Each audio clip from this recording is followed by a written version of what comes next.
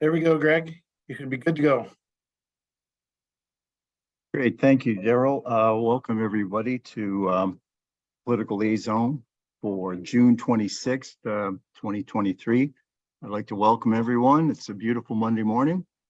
We have a fairly short agenda this morning. I'd like to get started right away with any identification of media on the line. I don't know if I would count as media, but I'm from the Auditor General, but no, that probably. Yeah, and welcome, Mr. Segota. It's nice to have you here this morning. I appreciate it very much. Thank you. And do you have a brief summary to present? Yeah, I don't have really a presentation. I kind of put a summary on just a Word doc that I can share my screen if you want. Sure, whenever that'd be you want. helpful. Okay. Let me do that. Let me share screen.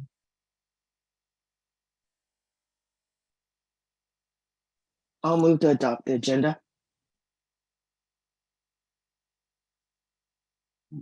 And seconded by Audrey. All in favor? Yeah. Any opposed?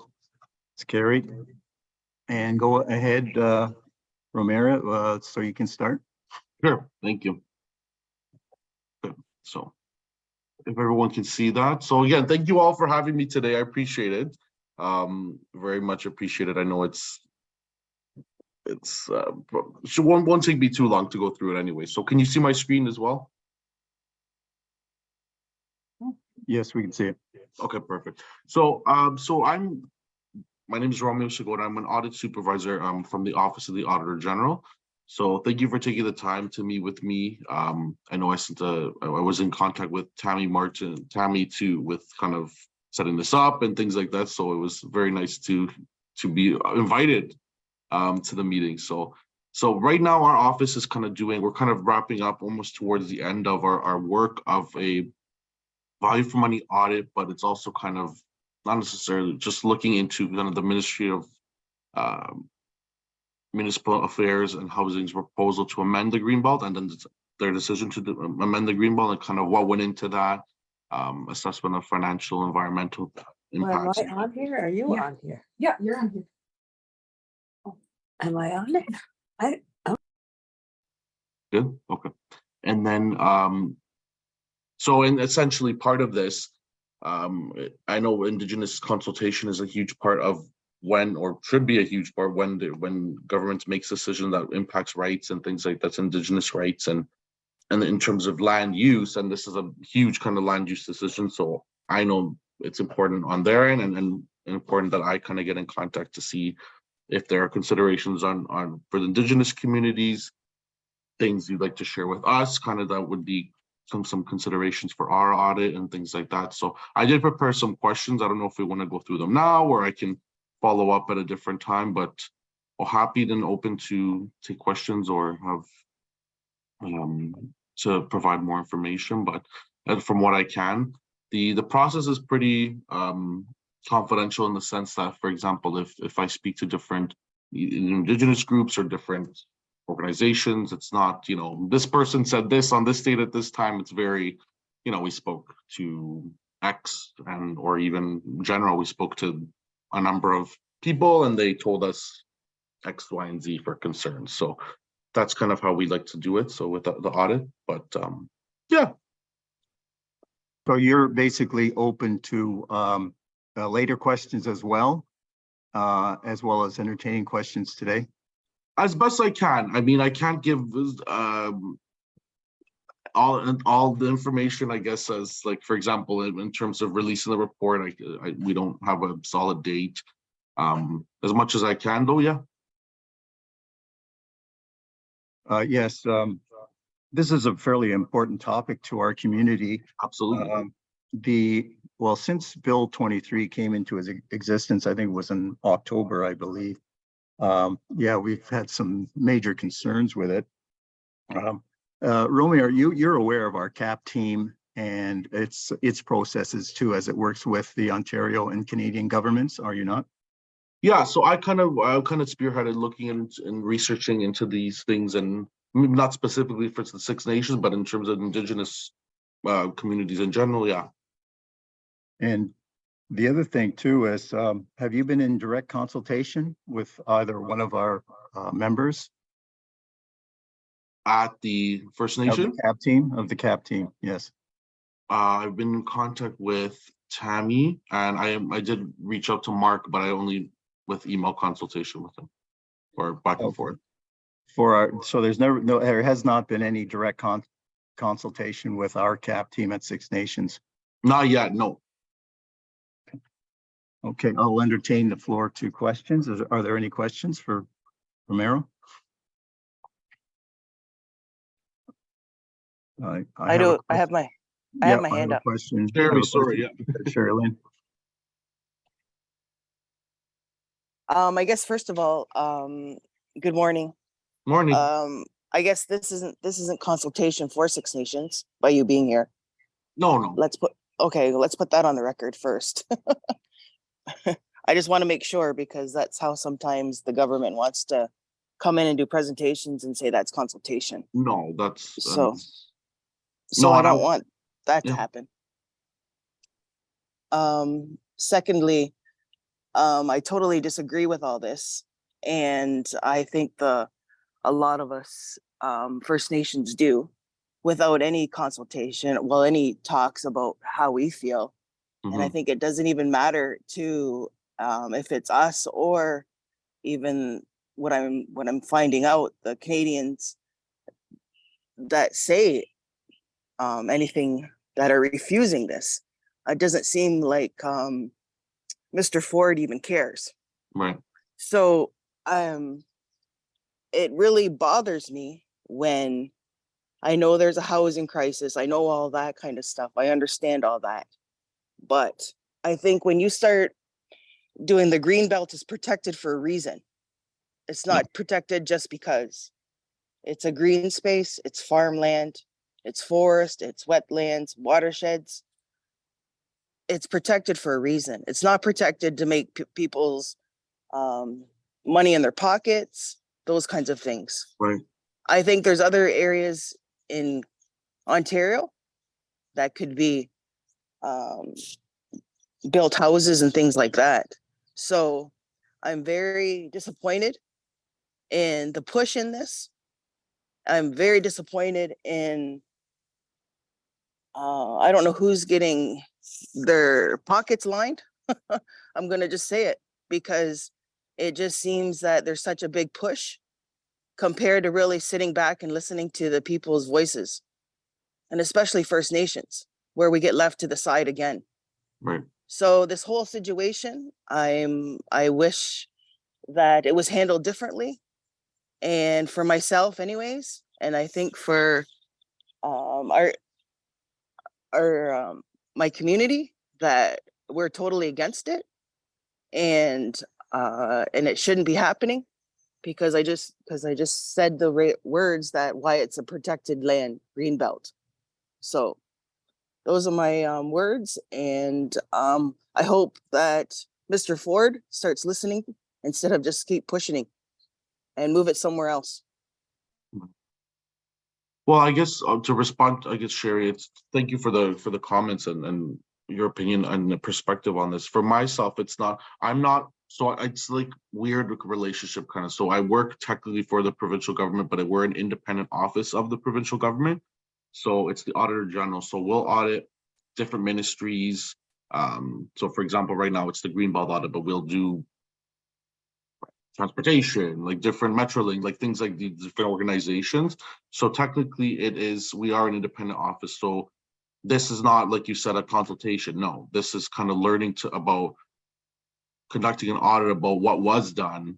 Was it sufficient? What was actually completed? What should have been done? What, things like that. So again, we don't have to go through it all now, but some of the questions I can either send back through email, or we can. I would like them back through email, and as you can see with my statement, that nothing was done. Yeah. Okay. No, thank you. I appreciate the input.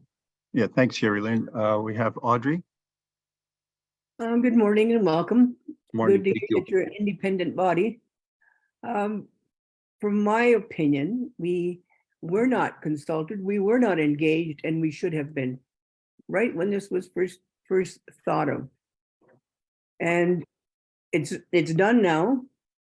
And it's done in a very I guess strategic way on the part of the government, because they're trying to take over wetlands and they're trying to take over greenbelt areas, what they shouldn't be doing. Those are the last things that anybody should ever think of touching and developing on.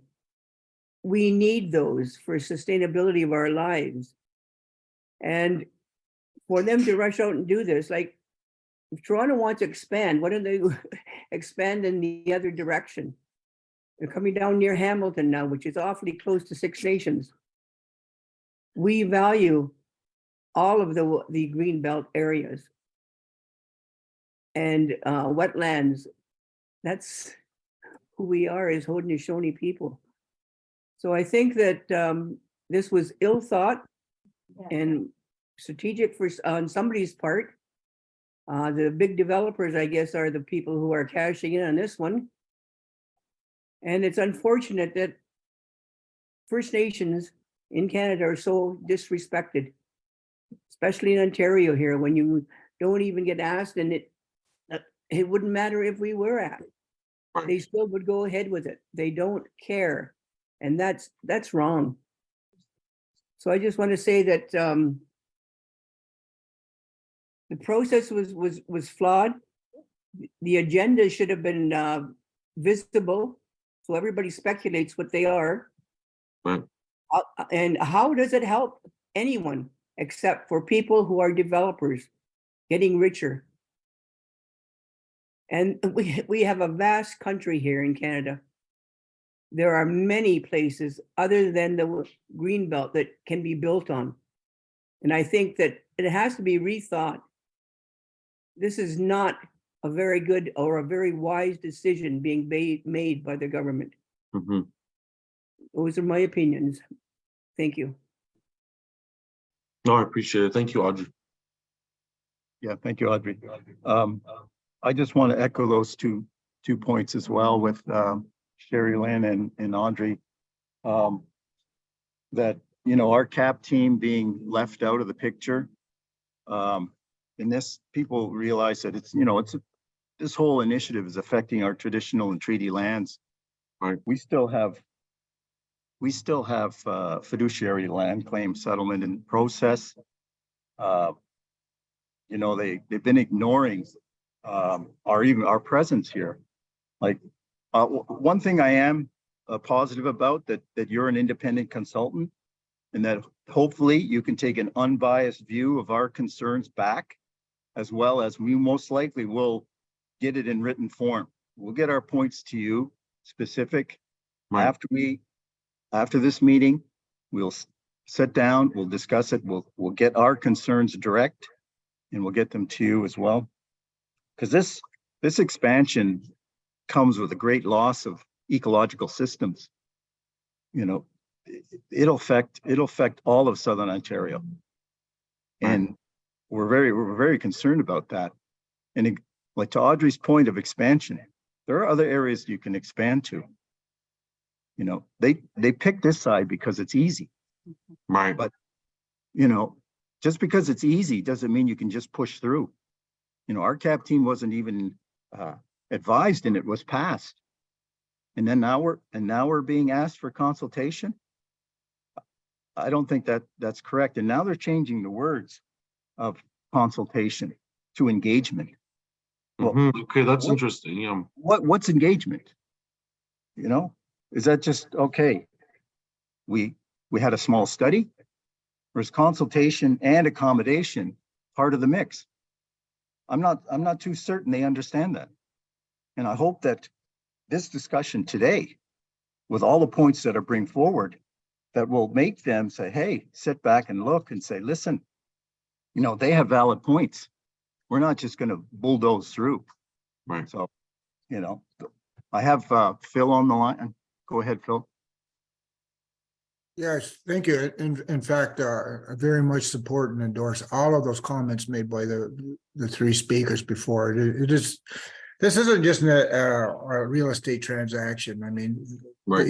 the issue here is far more important. You know, you're infringing on our treaty rights, and every time more immigration comes in, that's the biggest challenge to Indigenous rights across Canada. You know, they're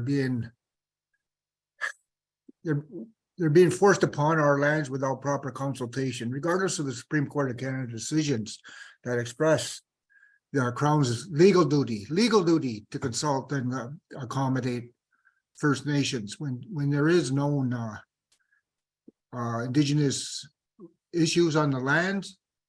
These lands, many of these lands that we're talking about, affected by the Greenbelt, they've not only been part of serious research and claims filed with both Canada and Ontario over the past 47 years. They've been part of an ongoing litigation for 27 years. Mhm. And they're before the courts today, and yet everything just goes along lickety-split like there is there's nothing. You know, where's the legal obligation from Crown Ontario to sit down and actually not just consult and accommodate, actually negotiate with the First Nations, and that is us, the Six Nations, and that for these regional expansions. You know, we have a legal obligation to the upcoming generations, and we're going to uphold that.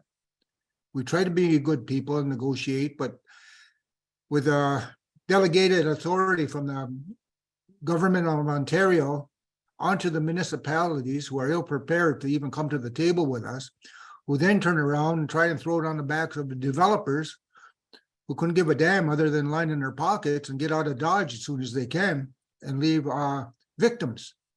You know, they're not only failing the Six Nations of the Grand River people and Indigenous peoples who others might share an interest in this.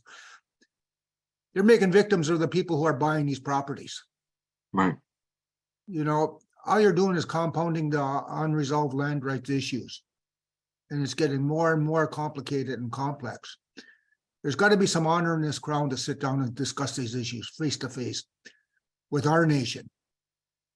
You know, we're not, you just can't, the government just can't fluff us off to the municipality, who then fluffs us off to developers, who are many of them from outside of our region, who really don't give a damn other than flip a house and get out of Dodge, like I said.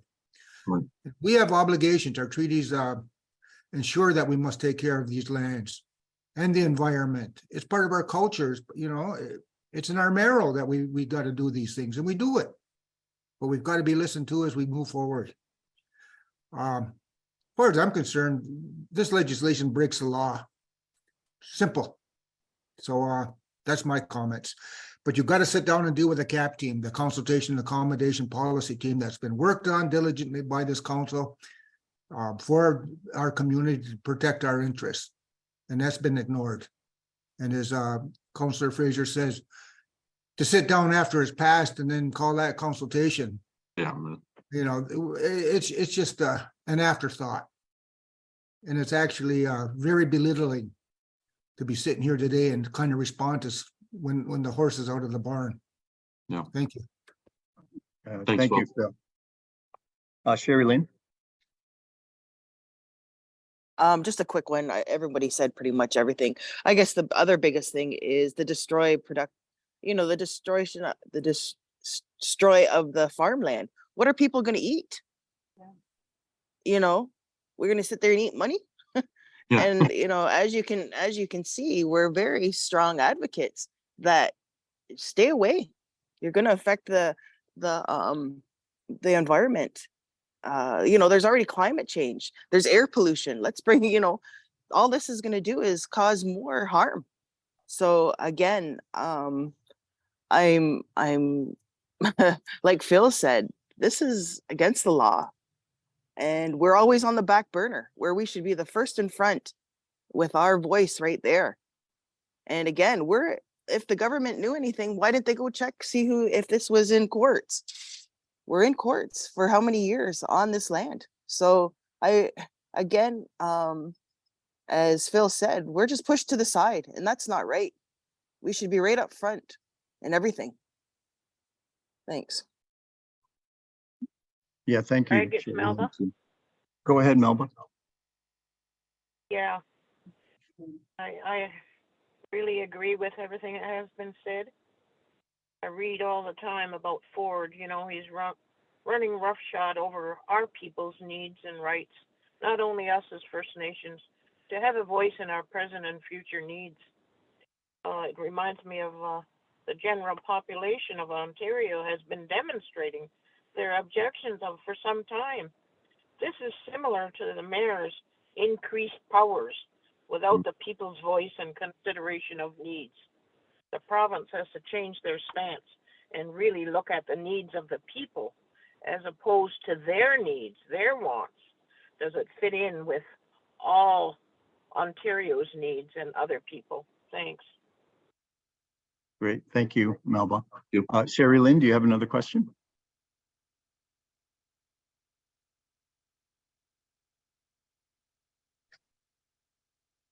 No. Okay, I'd like to, thank Mr. Oh, Segovia Audrey for has- coming in. Oh, Audrey, do you have a question? I think it's more like a statement. And that is one of the biggest takeaways from this, Romeo, is that First Nations need to be consulted and engaged at the beginning when ideas are being formed so that we can have our voice, our input at the beginning. And that can help guide. We wouldn't be in this problem right now had First Nations in Ontario been consulted, engaged, and had their voices heard. There's over 133 First Nations in Ontario. And there's lots of people being affected by these decisions that are being made without our voices there. So that's one of the biggest things that has to go on from here on in. This unilateral decision making and without our voices has to stop because it's wrong. We need to be included because we are one of the most important or one of the largest by population reserves in Canada. Mhm. And it's about time people listen to us. Yeah, thank you. Thank you. Yeah, thank you, Audrey, for that. Just to basically finish up here with Romero, you'll be most likely getting all our concerns written in a written form. That would be great. We'll be presenting that to you. So we do thank you for coming in. And again, I hope that this stays as an unbiased opinion of our concerns, our direct concerns to the government. So you'll be getting in a written form all our concerns as well. So thank you very much for coming in today.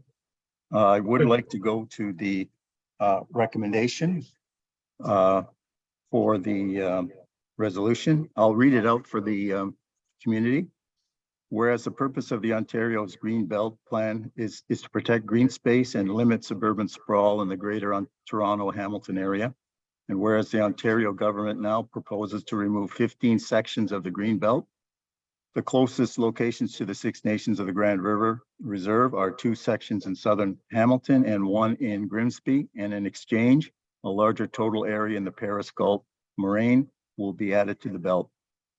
And whereas this action will set precedent to establish further removals in the future, and whereas Romero Segovia, Audit Supervisor at the Office of the Auditor General of Ontario, is currently conducting a value for money audit of the Ministry of Municipal and Affairs and Housing's proposal to remove lands from the Greenbelt and their assessment of the financial and environmental implications of doing so, and has requested time with the elected leadership of Six Nations of the Grand River to hear their concerns.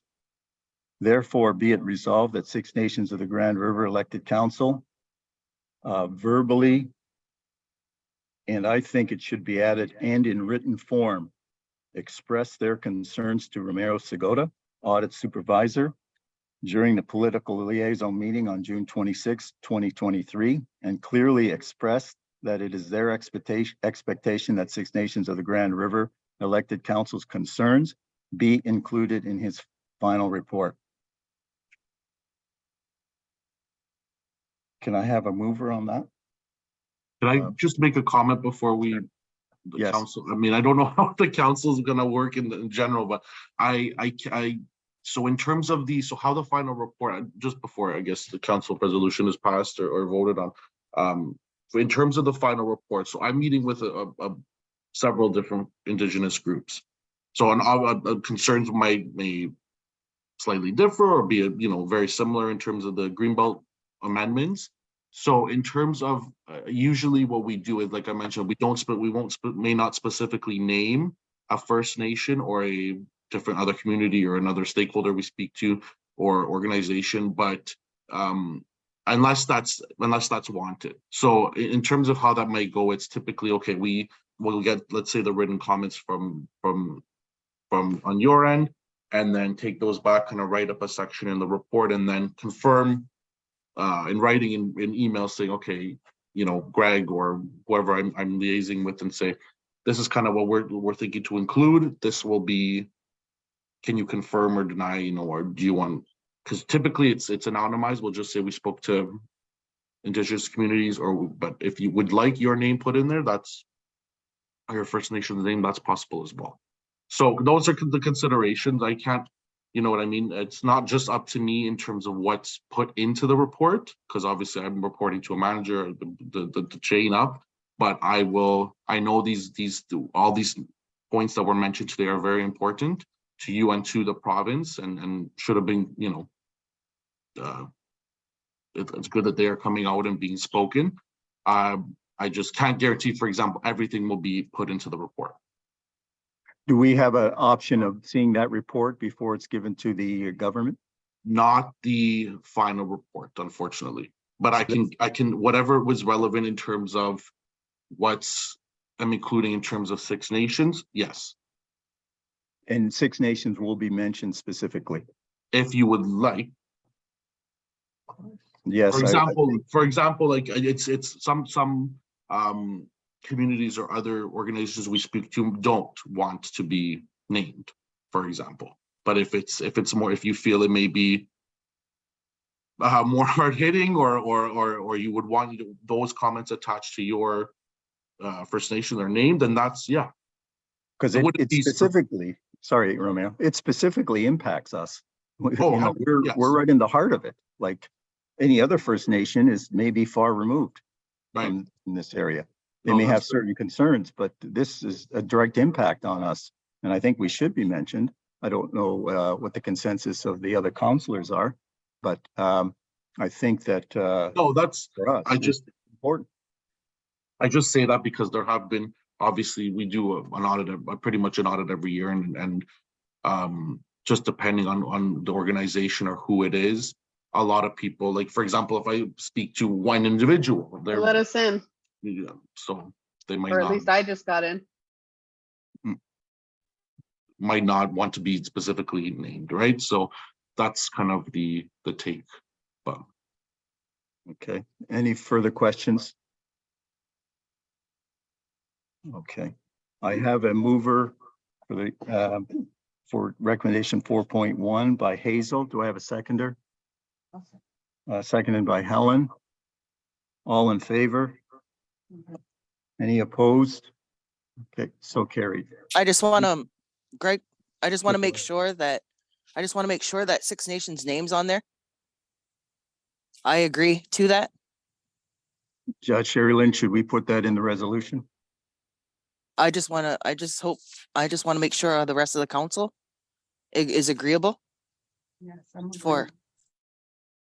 Yes, I believe we have no dissenters, so I believe it is. Yeah. Okay. Great, thank you. Yes, so it's been moved by Hazel, seconded by Helen. Again, all in favor? Any opposed? And so carried. So thank you very much, Mr. Segota, for coming in. And we'll be getting that out to you fairly soon. And one last question is, when is your report to be tabled? So that I can't share publicly yet. I would love to, but I can't. It's so typically what I have there at the bottom in terms of Thailand. So typically our reporting structures from kind of January until December, like it's a full year process. This time, because it was, so basically the opposition parties requested that we do this audit, so that's what we call kind of a special. It's not a typical cycle or typical process that we do follow in terms of the audit cycle. What I can say is that right now we are kind of wrapping up towards the end of our audit work. So it's kind of a planning stage, audit, and then a kind of report writing stage. So we're kind of getting into that report stage. So it won't be December. It'll be much sooner than our typical timeline. But when I can share that, I can share it with you all. Sherry Lynn, do you have something? Just to waive second reading. Oh, yes. And to waive second reading on recommendation 4.1. Yeah. Proposed by Hazel. Yeah. And moved by Hazel and seconded by Helen. All in favor? Any opposed? Okay, carried. Thank you, Ramir, for coming in, speaking to you. And like I said before, we will get back to you fairly soon on those recommendations. Awesome. Thank you. Thank you. I thank you all. Thank you for your time. I know it's probably frustrating and to repeat it and over, and you've been thinking this forever, but I very do appreciate it. I took some notes here, so looking forward to talking and corresponding through email and going forward. Have a good day. Thank you. You too. Thanks. Stop sharing. So moving on to 4.2 there with Cameron Salt. I believe he is not on, right? So this will be deferred to another time. Is that correct? Brooke? Yes, that's correct. Okay. So moving on to 5, adoption of the political liaison meetings of June 19th, 2023. Moved by Helen. Seconder. Second by Audrey. All in favor? Any opposed? None seen or heard. It's been carried. Moving on to item number 6, the Indigenous Rights and Research recommendation from our CAP team, Consultation and Accommodation Process team. Do we have anyone in the room to address this? Oh, Taylor? Yes. Hi, Taylor. Welcome, Taylor. Good morning. We're on the CAP team activity report, correct? Yes. Okay. Yeah, so since there wasn't a political liaison in May, it includes the end of April, May, and June up until the submit date last Tuesday. And so it includes Zoom meetings, in-person meetings, and then there was a couple site visits, which are marked. And so I'm not sure if there's any questions on any specific ones. Go ahead, Helen. You want to? Just take the tissue off. Okay, can everybody hear me? I guess. In terms of the CAP's activities and keeping track of what's going on with development and things like that, I'm really concerned about Brantford. Are we doing anything in Brantford? Because they're going to take part of the what's that swimming place called? What's the swimming pool place called? The part next to the I believe you're referring to Earl Haig. yeah, they're going to take part of Earl Haig and put a great big monstrous apartment building there. They're tearing down Fresco across the road and they're putting a monstrous apartment building there. Those are darn close to the river. So I think Six Nations should be raising a big concern about this, because we've had no consultation, we've had nothing, and we need to get on that, because that's right on our land. It can't get any closer to the river. And doing that, they haven't consulted with anyone. I talked to a lady, and she was telling me about this community meeting that they were having, because the communities around there are very disturbed by what's going on, especially them starting to mess around with Earl Hague area. So they didn't know about it either. None of them, nobody knew it. Just, it's coming up and they're starting to dig already. So I think we need to get on that and start talking accommodation and consultation and accommodation. We got to start getting after Bradford. Nobody, you know, all of our land protectors, they just go to Caledonia and nobody does anything with Bradford. And we need to start doing that. So is that something that you guys would do in terms of looking at what's going on in the area? Or is that up to council to do that, like Mark to talk to the mayor? Or I know Premier Ford gave the mayors a lot more power than what they had before to do development. And I think he's telling them just to go ahead and you don't have to consult with anyone, just go ahead and do it. But they need to consult with us. We should be getting accommodated. We got accommodated for the casino, and we got accommodated, barely accommodated for the arena. But that was back in the day when people didn't know much how to go about asking for consultation and accommodation. But we need to do something. Those apartments are going to be huge. Yeah, thank you, Helen. Go ahead, Peter. Thank you. So yes, Hazel, as far as Earl Hague's, I haven't been able to find any information about that. I know just a couple of weeks ago, Brantford Council were discussing plans to celebrate its, I think, 100th anniversary in 2029. So it looks like there's at least nothing concrete, or no one that can at least formally speak to me about a rumor or anything as far as that. But we'd certainly be right on that. Obviously, both, you know, large property by the river and, you know, just lack of, you know, it's a lot of green space, right? So we definitely will keep the eye out for that. As far, Can I say something first before you go on? It's not a rumor. They're starting to dig. It isn't a rumor. They're already starting to work up the land. It's happening. yeah, The fresco hasn't happened yet, but the other one is starting. I'm gonna go up there myself and take a look. Taking my lawn chair and I'm gonna stop all those machines from going in there. But it is happening. They're starting to tear it apart already. Thank you, Helen. Sherry Lynn. Peter. I think it's about time that this council has a meeting with Brantford's council, but also Brant County Council, because as you can see in Paris, around that sportsplex, where the ice rinks are, there is so much housing development there. So I think we need that ASAP, because it seems like it keeps going on deaf ear and they're just keep plowing through. So I would like a meeting with Brant Council, but also Brant County Council. Great. Thank you, Sherry Lynn. Peter, do you have a follow-up on that? yes, just as I said, unfortunately, I haven't been able to find that information. I'll certainly redouble our efforts and make sure you're aware of anything we find out.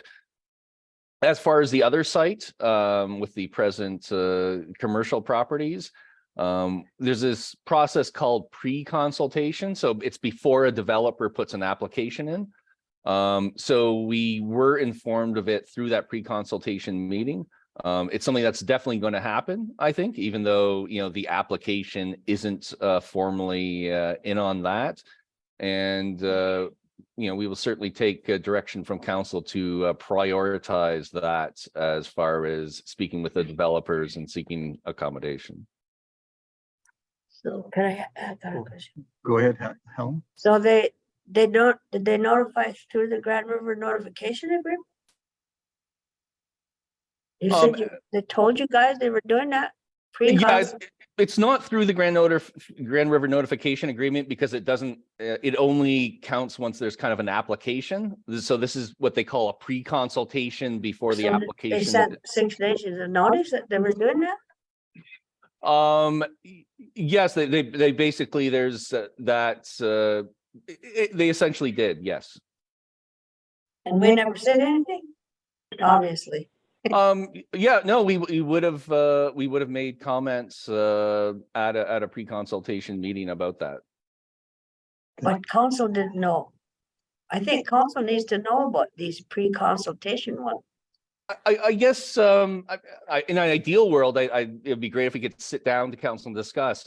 So for example, this week, for example, there would be at least 12 different pre-consultation meetings, right? And then much larger volume of other applications.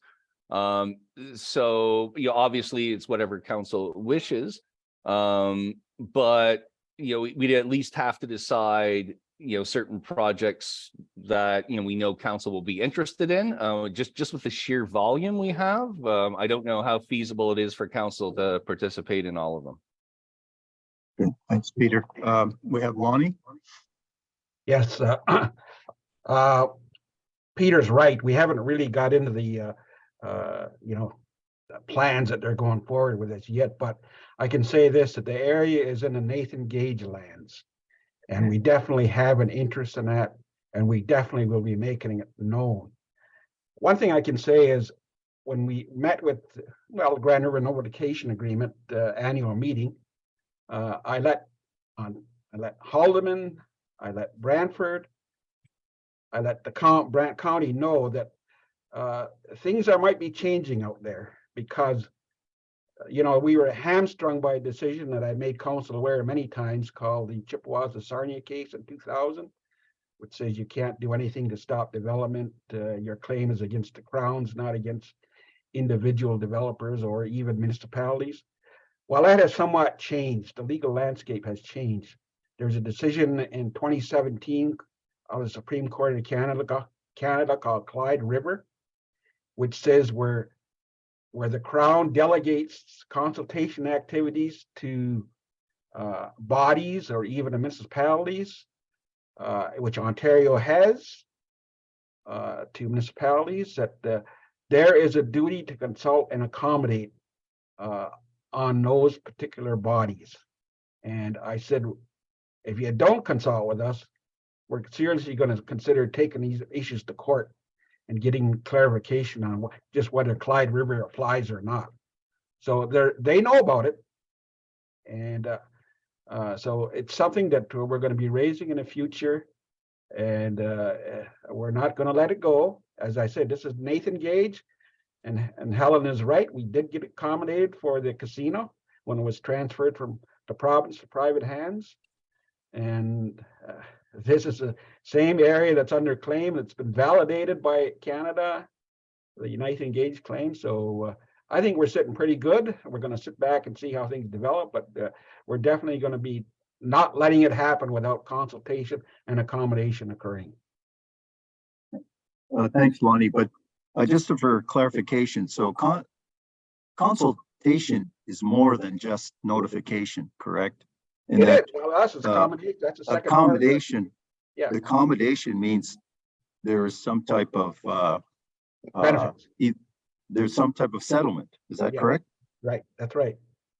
So in these cases then that come forward, and if they start putting shovels to the ground, is that next leads to legal intervention?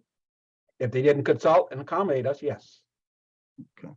But they are aware that they have to. We're not going to let it sit idly by. Right. Okay, thank you. Are there any more questions? Well, It's Melba. I just Okay. have a Go ahead, comment. Melba. Yeah. I certainly agree that we've been lax in actually following through with a tri-council meeting. We've talked of it several times. It's been mentioned, but we haven't done it. And I think we would have been in the loop here. We would have the opportunity to understand some of these developments that are coming forward. So Helen is right. It's in the news right now. They're beginning right now. It's not consultation, it's after the fact. So I think we better get on that very quickly, and hopefully we'll hear from Lonnie and Phil and his gang very shortly about a meeting that should be set up. Thank you. Thanks, Melba. Sherry Lynn? Yeah, if we can put that, I don't know if Tammy's on or whoever, to make sure that that meeting is set up. But also, I think that, like Helen's been saying, that anything in Brantford or even Brant County, that we're aware of it right away, because they're still building without us, it seems like. And okay, consultation or whatever, but accommodation, no matter what, they shouldn't be building there, because they can go somewhere else and build. That's like right along the river. So I'm really having a hard time with Brantford, Brant County, well, along the whole track, really. I think that needs to be the focus for this council, to be really updated, and the voices politically, and to help the CAP team out, because like Melba said, we're supposed to do this a while ago. I think it's time we just start doing it, setting up these meetings, and let's get moving on this, because they're not going to stop building. So is Tammy on? No. Tammy? I don't see her. All right, Brooke, can you make sure that Tammy knows? Yes, of course. Okay, thank you. You're welcome. Well, I think, is that it for questions? Oh, Audrey? Yeah, I'd like to turn that into a motion if I could. Sherilyn, I think it does need to be in a motion so that it gets done. And that we do get it over with. That we do get updated by CAP, and that we set up a meeting with Brant County and Brantford mayors, as well as council and chief, to meet on housing developments and know what their plan is, and have them know what our plan is and what our requirements are for them to develop in the along the Grand River. Yeah, so I make that a motion, please. Okay, so is everybody in agreement to, will accept as a motion from Audrey? I'll second it. Okay, seconded by Sherry Lynn. All in favor? Any opposed? Okay, carried. Want to Waive second reading? Yep. Waive second reading. Okay. Moved by Audrey, seconder. Sherry I'll Lynn. second. All in favor? Any opposed? Carried. Just to make sure, Brooke, you have all the pertinent information on that motion? Yes, Greg. Yep. Good, thank you. Okay, so moving on to the recommendation. Anything further, Taylor? No, one thing was, we did have another meeting with Enbridge, and Six Nations Natural Gas was there, and they broke down the delivery fee. So the one delivery fee is charged by Six Nations Natural Gas, and that money is how they operate. And then the other delivery fee is charged by Enbridge and Shell jointly. And they're unable themselves to waive the delivery fee. That would have to be a decision by the Ontario Energy Board. So they suggested that the next steps would be to reach out to the Ontario Energy Board. Okay, thanks, Taylor. Do we have that information in the Dropbox? It should be, yes, it's I'm not sure what page it's on, but it'll be in the CAC team activity report. Great, thank you. Anything further? Sherry Lynn? I think we move that for sure. If that's the next stage to the energy board. Yeah.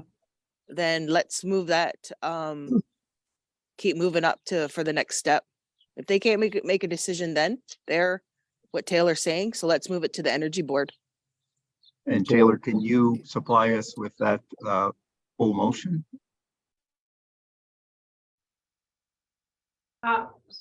Sorry, what are you looking for?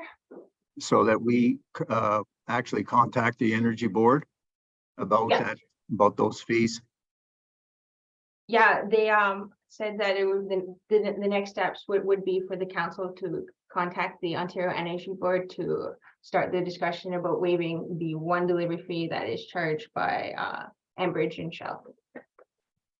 Okay, I'll Because move they it. don't have the power to do that themselves. so that motion's been moved by Sherry Lynn, the seconder, seconded by Audrey. All in favor? They have to do it before they. Any opposed? Not after. None, seeing none, carried. So they last I'll year, waive second reading. Can we have a timeline on this? anymore, that's what people do say. Taylor, can we have a timeline on this? Once the motion is passed, What timeline would you be looking for? Do you want? as soon as possible. Okay, Okay. Motion to waive second reading. Moved by Sherry Lynn, seconded by Audrey. All in favor? Any opposed? Hearing or seeing none, carried. Let's move on to recommendation. I will read out the recommendation from the consultation and accommodation process team. Recommendation 6.1. Whereas the consultation and accommodation process team provides a monthly report to Six Nations of the Grand River elected council to political liaison on their activities that is accepted as information. And whereas this month's consultation and accommodation process team activity report has been provided to chief and council. Therefore, be it resolved that Six Nations of the Grand River elected council accept the April 2023 to June 2023 consultation and accommodation process team activity report as information. Do I need a mover on that? I'll move. Sherlyn. Moved by Sherry Lynn, I'll second. seconded by second, Alba. All in favor? Any opposed? Hearing or seeing none, passed. Now, recommendation number 2, concerning the tap resources, with the awareness and education walk from the source of the Grand River to the mouth. I believe that is that Santana? and Tuesday. Yeah, And thank you. yeah, I can introduce it, Greg, just quickly. Okay. Welcome Tuesday. Yeah, this is an update, as well as they have done some branding, developed some branding options for the walk. And for those that don't know, good morning, community. We have retained TAP Resources, Six Nations of the Grand River Elected Council, to assist with planning and delivering implementation of a walk the track event to raise awareness all along the Grand River from source to mouth in terms of our history along the Grand River, the significance of Six Nations in this area, and also to educate and bring awareness related to our litigation with Canada and Ontario, which is up and coming. Our interest here is strictly related to fiduciary obligations and trust accounting. Is not to look at removing people from lands. And I think that those kind of things are misunderstood, largely misunderstood in the general population. So it's a very important initiative. It's also to build support for the litigation through public interest. So there's a lot of activity that needs to go into that. Looking at having that sometime in September. Now, maybe what I'll do is I'll just pass it over to Tuesday to kind of give us a bit more, introduce our team and some of the next steps going forward. So welcome Tuesday. Thanks, Darren. Hi, everyone. We do have some of the team members here who are participating in the presentation, but not all the team members. So I'd like to introduce Alyssa Glad, who is helping us around the concepts for the branding of the campaign. Santana McDonald and Sydney Hampton, who is not available today, but Santana and Sydney and David have worked on a preliminary route that we wanted to talk with you about. We'll be presenting a suggestion with the revision of the budget. So we came up with another idea of how we could do that. And we have David Moses is with us, who will be helping us discuss media concepts, media progress, and Dominic Natelli, one of our other team members, is here as well. Melissa, do you want to start walking through the rough drafts? Now, these are rough drafts to I guess gain your direction and approval on the direction that we're going. If you don't like anything that's here, just simply say that, and we go back and we do some more work around that campaign. But this is at least our initial thinking. Alyssa?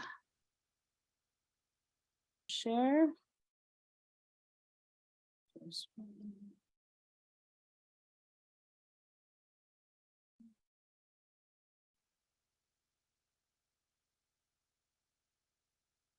Everybody see that? Yes. Yes, okay. So those are roughs. So here is the start of our branding. We are trying, the big question is what to call this campaign. So these are 4 options that we've come out and we'd like to present to you and get your feedback on. A title like The Truth About the Haldeman Track, A Reconciled Path Forward, The Grand Track, The Truth About the Haldeman Track, Grand Walk, A Reconciled Path Forward, Grand Story, A Reconciled Path Forward. So we're looking, the thought was something very punchy. We want something that talks about what we're trying to campaign, telling the story of Six Nations, the stories of the Haldeman Track, and educating them on what it is and why it is Six Nations.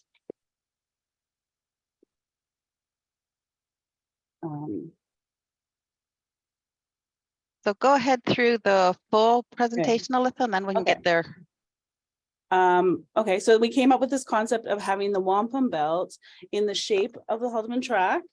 So this was one of the images I created, and the thought was the branding. We can have a lot of many pictures about the track as throughout the different branding. The only thing with this is it doesn't really work. I tried a bunch of different options. These are all roughs, but when it's smaller, it doesn't really work as a logo icon. So we would have to maybe just use the words. Oh, sorry, it's thundering and lightning here.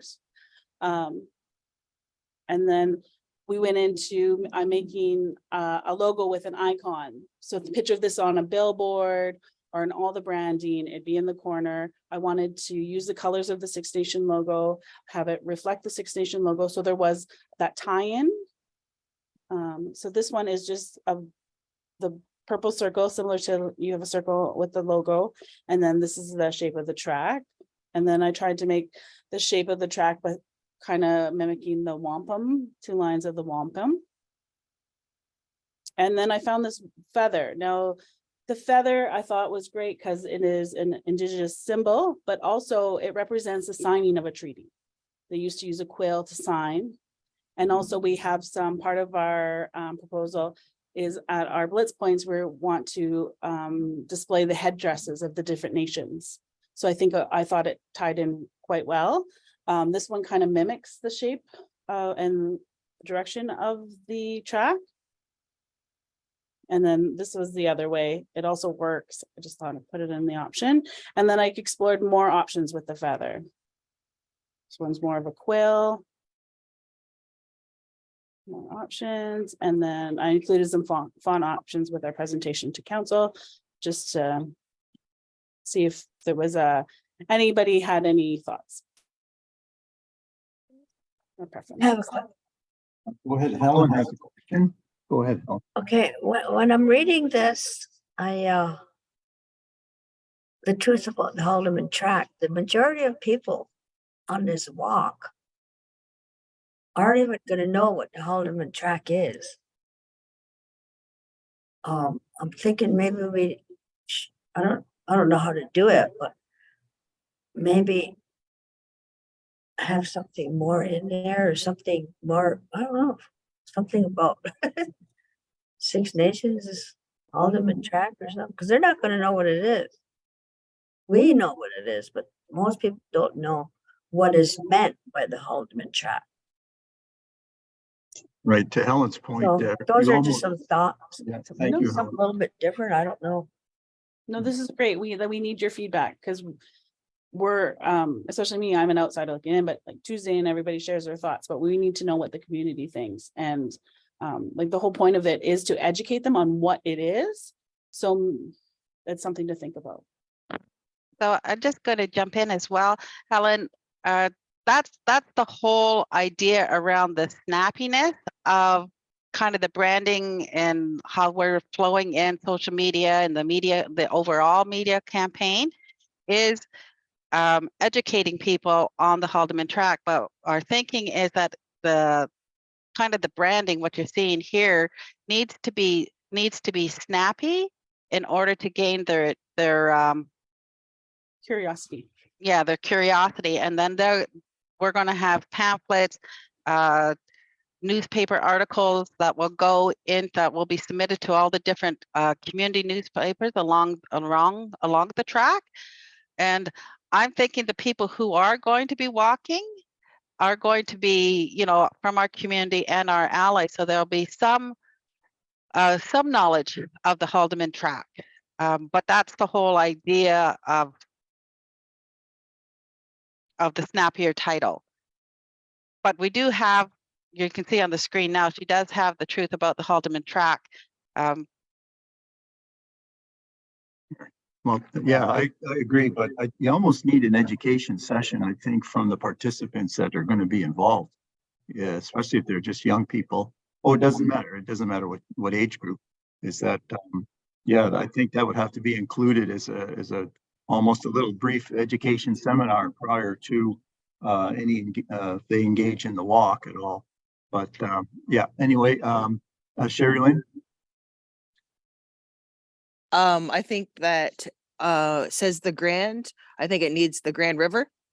I think the river needs to be attached to these. And I think also I'd like to say somewhere we are still here. We're not going nowhere. And I think the thick track, in the icon, I don't like the feather. I like the other one.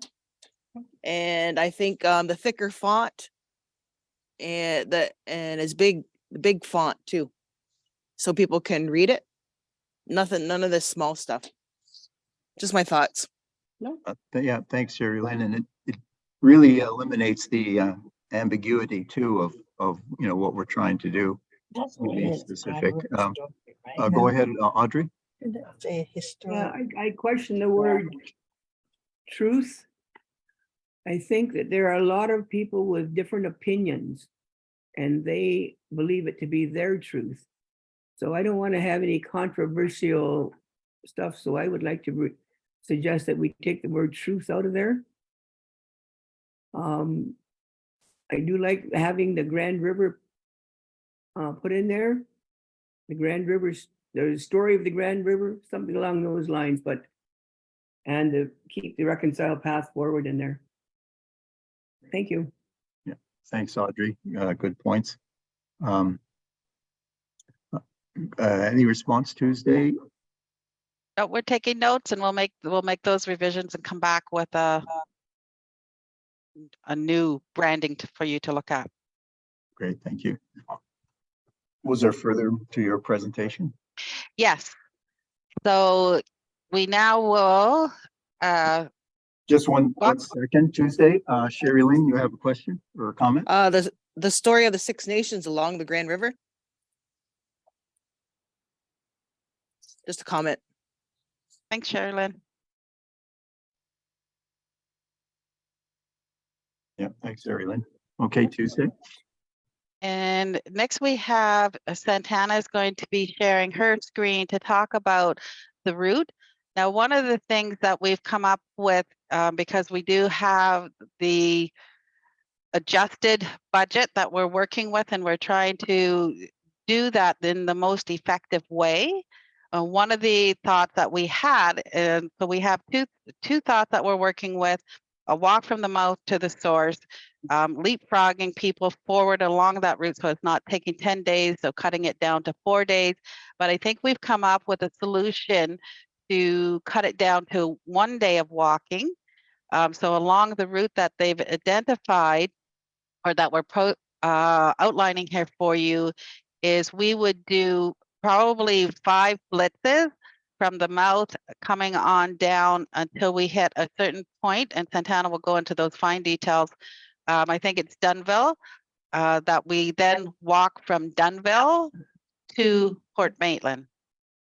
And that should, but we still do those blitzes, and we do that route and celebration kind of concept as well. Now, remember, all along as we're going, we're hitting people in a lot of different ways, through social media, through billboards, through newspaper articles that we'll write and submit to those newspapers. So Santana, do you want to kind of go through fine details? So if you take just a quick look at the map that's up here currently, you'll see the blue, the kind of light blue colors here. Those are the suggested leapfrog points with the bus. So I'm going to zoom in here.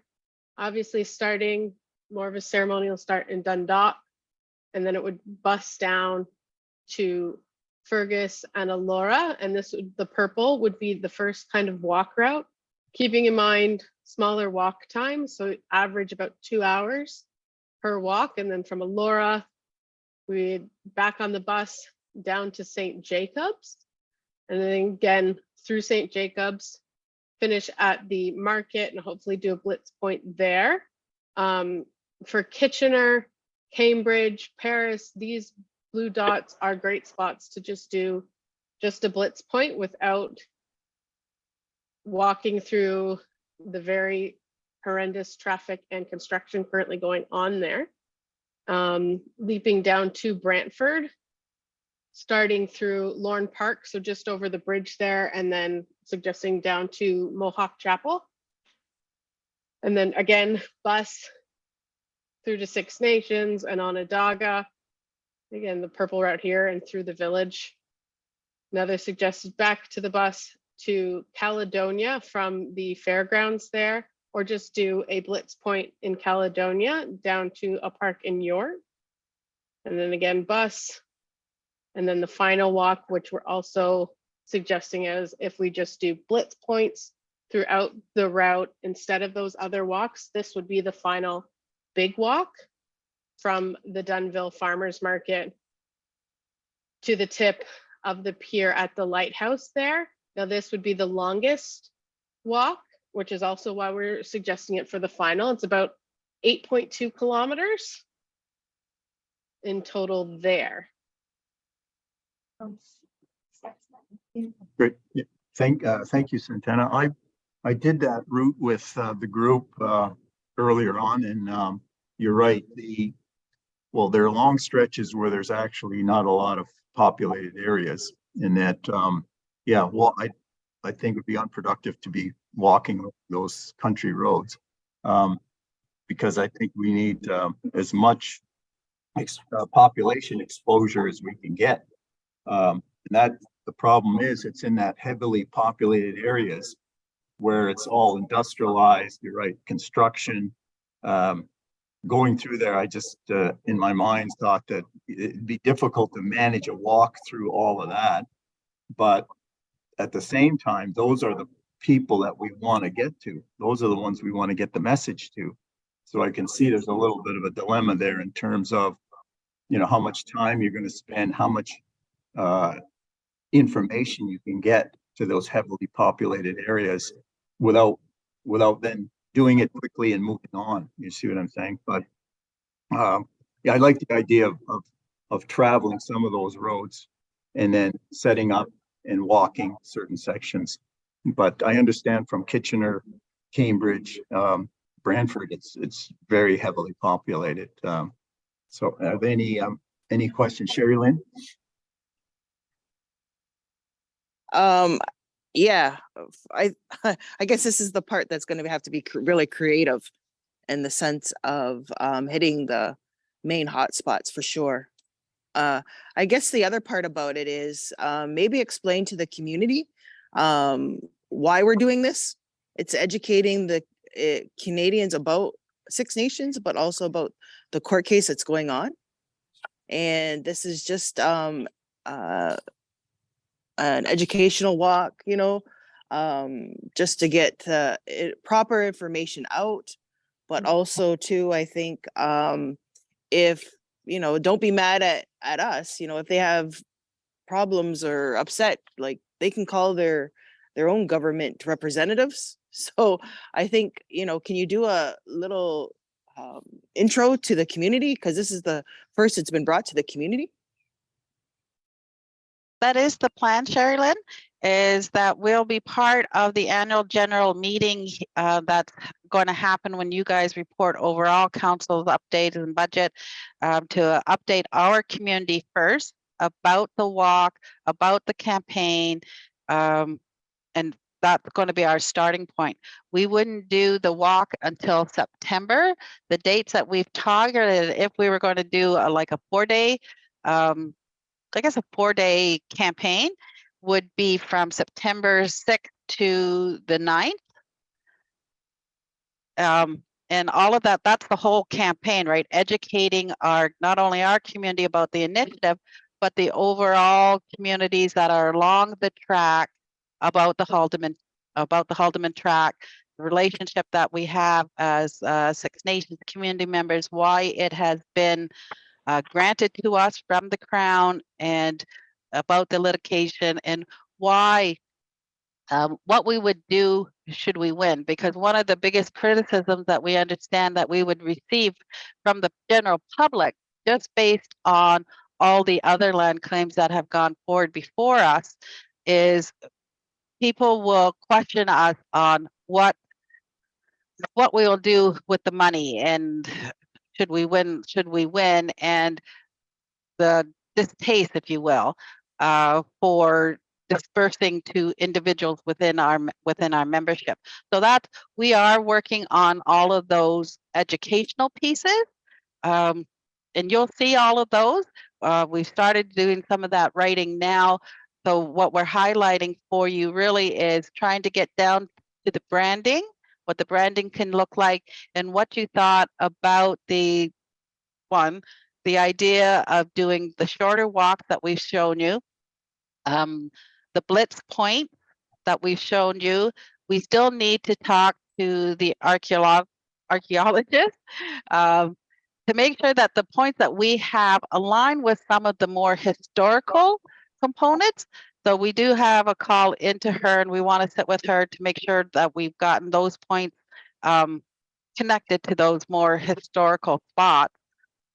She says there's a lot, or the idea of doing the intense blitzes. So we'll be in those hot spots where it's mostly the high populated areas, doing those blitzes. And it can, you know, if we're doing just those blitzes along the main route, then there will be intense blitzes. You're talking a couple of hours, and each section will have pamphlets to give away, like different things that touch points that people will be able to take with them and understand, not just about the Haldeman track, but about us as a community. So there's like kind of two things that we're asking, right? One, do you want us to continue along this idea of the shorter walks and leapfrogging people forward, or do you see the value in doing just the blitzes along all those highly populated areas and taking just a 1-day portion of the walk? And we came up with that idea mostly to accommodate the budget. Yeah, thank you. I have in queue, I have Phil and Audrey. Go ahead, Phil. Hey, thank you, Greg. This is the first time I've seen this, and it's, you know, any initiative to educate the community, communicate our community and the outside community. I'm all for that. I would suggest, even from the discussion this morning about Brant County and developments and the land tenure system, the land issues that we're faced with in our litigation and our history is a little different from say the southern part of Block 1, just a bit north of Paris. So I might suggest from Paris down to Brantford be included in the walk, because that's it's a very critical piece of our history. It's a lot of factual information there, and that's about the only other change. I mean, from the blocks 1 to 4, from the north of Dumfries up to Fergus, that can be pretty well covered under one general education. And then from Fergus to Dundalk, that's another item. So it's sectioned off nicely on that. If you could just include from the Paris down to Brantford area, because those characters are all pretty well the same. Yeah, great, Phil, good points. And I think that's probably hits a lot of populated areas that we want to hit as well. Yeah, just driving that bus through there. It was, I think it was easier to manage that section that you're talking about, Phil. And Yeah. I think. And if I could just add, there's been an ongoing education being done by Two Rows on the Grand, and they do quite a bit of work. In fact, I've got to go speak at it this next month, and it's coming from Cambridge down to the source of the Grand River. So, these efforts are all supportive of each other. So that's great. Great, thank you, Phil. Audrey. Yeah, thanks. Greg, I'd like to say that I like the shorter walk. You're doing it within 1 day now, which is wonderful. And what we suggested before, that you plan to meet with the mayors. So I'd like to know if that's still going. And because it's 1 day now and a couple hours walk, have you increased the number of people who will be attending and increase the buses as well? Because I think the more people that we can give this experience to, the better. And I think we need to figure out how the people are going to be selected to take this trip. And I do agree with what Phil is saying. So there's a lot to be done. So if you would answer those, I would improve. And also I would like to hear from Darren on the infrastructure needs for Six Nations when you're done Tuesday. Yeah. Okay, so yes, we are planning on talking with the mayors. We're collecting all that information and requesting meetings. So we're in that process right now. We do need this direction first, and approval for either the shorter walks or the 1 day walk, because then we can narrow in a stronger conversations with those mayors on what it is that we're planning to do, blitz or walk. So that is on the agenda. The idea around recruiting people to participate in the walk, that's another marketing reach. People will need to register, and then we vet them once they're registered. So a big portion will be our focus here in Six Nations when we participate in the AGA, to recruit community members. We do know, just with talking, we've started talking with universities, school boards in the surrounding area about the initiative. We believe OPSU will be another. We've started chatting with them, and just other people that we've been talking to about the campaign. People are actually quite excited about this idea, about walking, and want to participate. Now our focus, and this is all geared towards the budget, right? Because we have to support those walkers, is approximately 25 to 50 walkers. If we get more, the idea is registering people, recruiting people to come and walk. The first 25, the first 50 will be financially supported, kind of concept, and others, and that's how we have to market it, just like we would with a conference. So we're still working on that piece, but we need to get the branding and the route kind of concept, and then we'll start working towards recruiting the actual walkers. But it does look good, Audrey, like the schools, the universities, and we've talked with the Toronto District School Board as well. They're all very interested in participating in this as a land-based education around our culture. So that's all good. Go ahead, Audrey. Yeah, I think there should be room made for people from Six Nations on Six Nations who want to go and take this trip. One point, the other point is there space for people who want to follow the bus at their cost? They still are interested in catch the blitz points and meet the mayors type of thing with you. Sure. Yeah, thank you, yeah. Audrey. Yeah, I saw that you could even have a small caravan if you have the advertising as well. And then, of course, the police and proper authorities would be involved in allowing us to do that.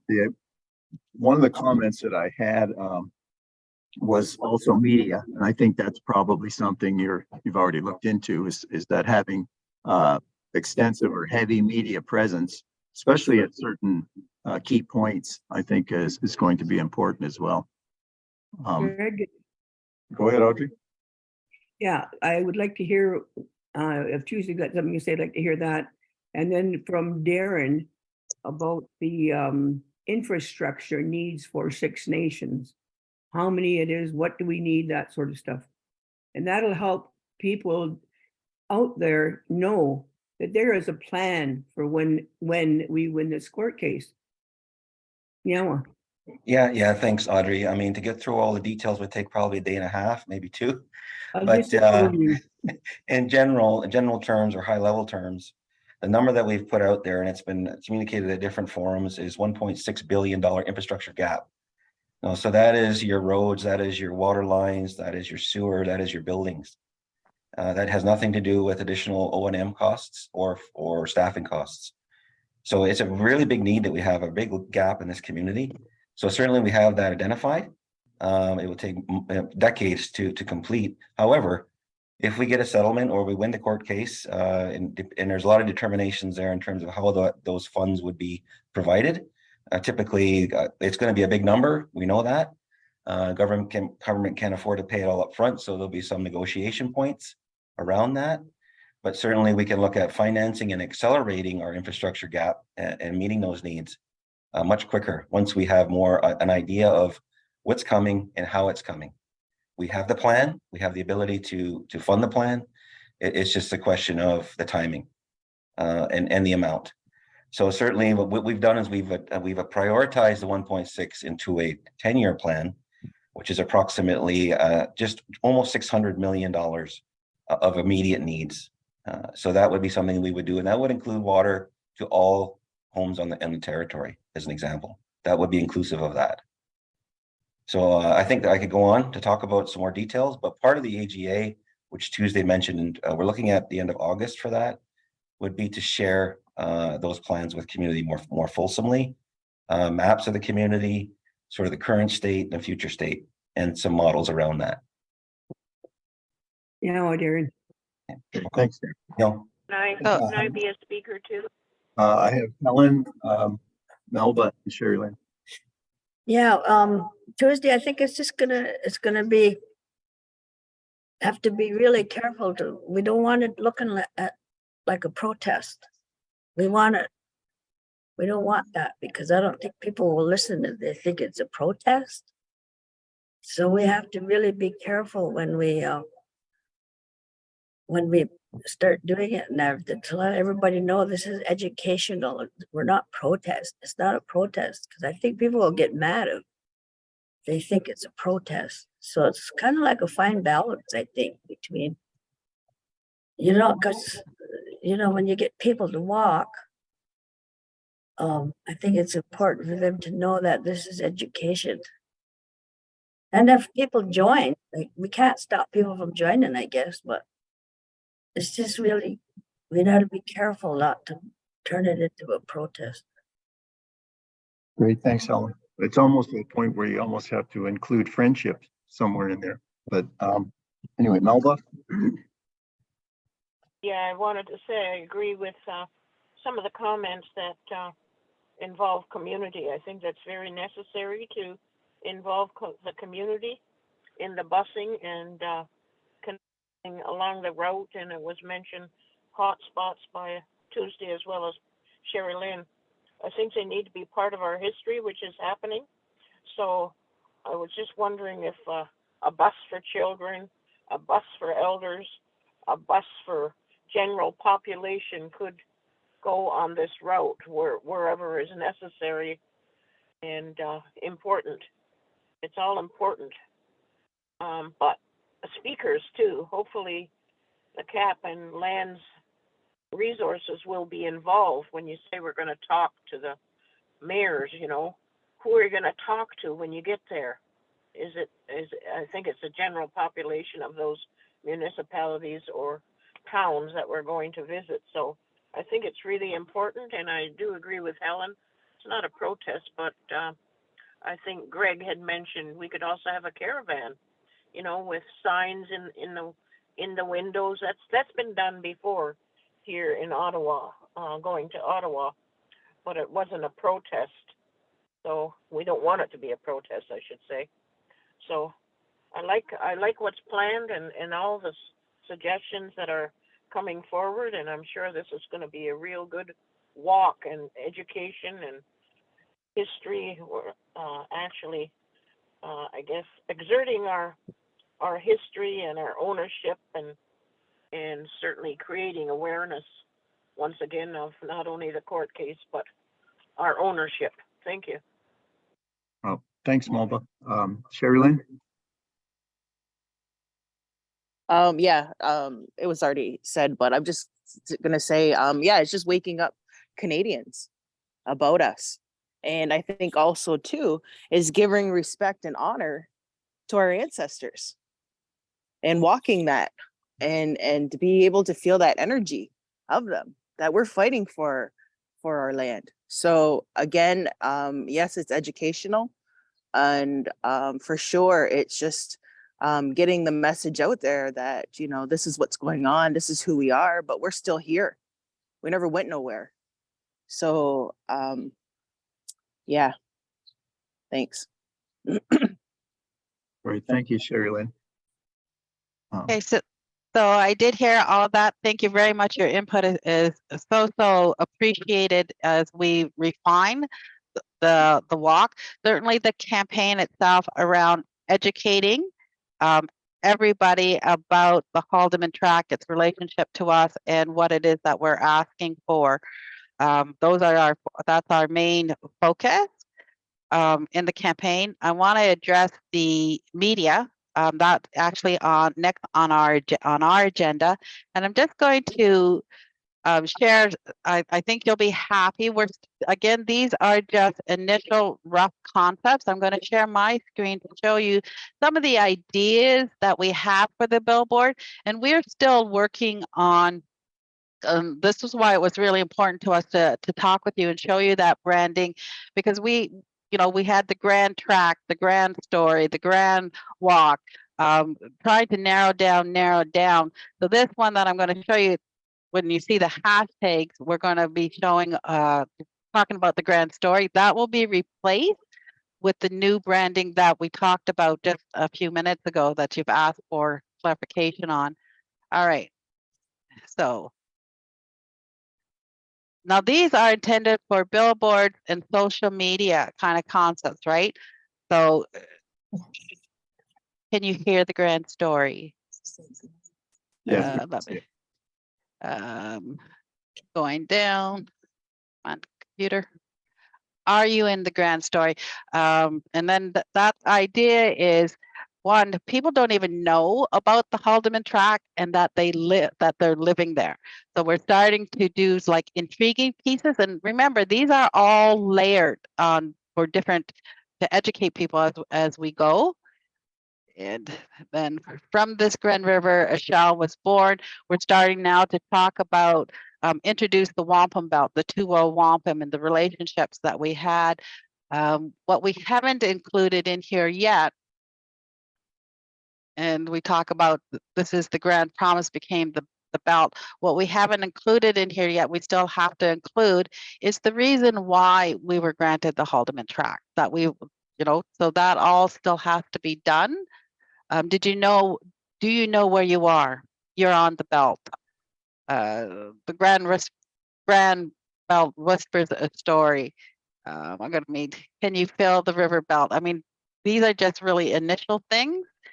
We do have in Friendship and in Peace, that is also, is it Malba and Helen and Sherry Lynn, where you talked about, we want to make sure that people understand that we're not doing a protest, but we're coming out, it's an educational campaign, we're coming out in friendship.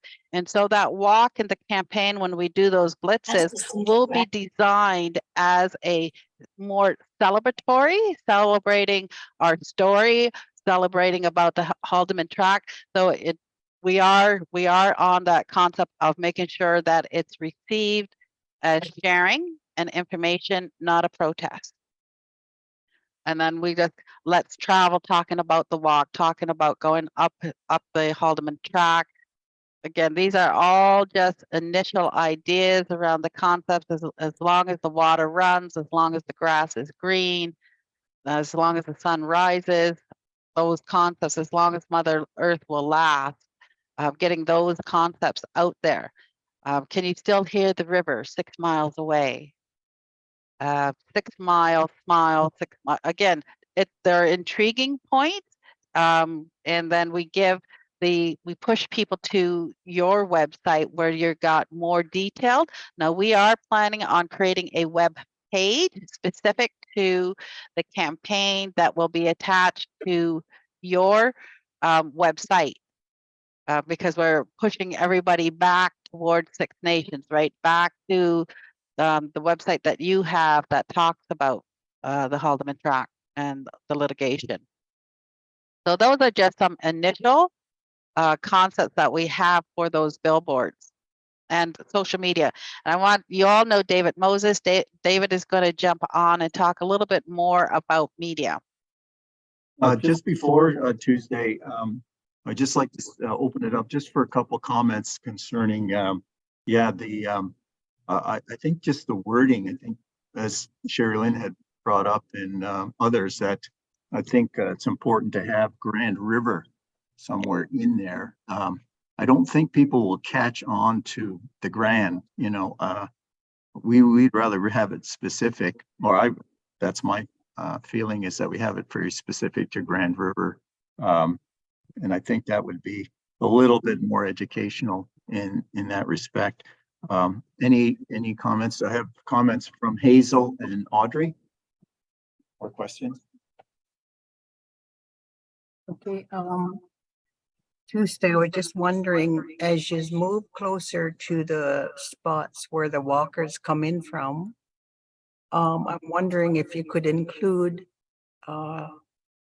those who would join in and walk into those sites, like drumming. And as the walkers all collect in whatever rest area or whatever you call it, maybe they could have dancers all along the way there that would indicate to the people in those towns that this is, it's not a protest, but it's giving them some historical background. And we all know so many people come to the powwow and they love that. So I was just thinking if you could add in some drumming as they march into the town, and maybe there could be dancers there, and do that at each site where you stop. Thanks.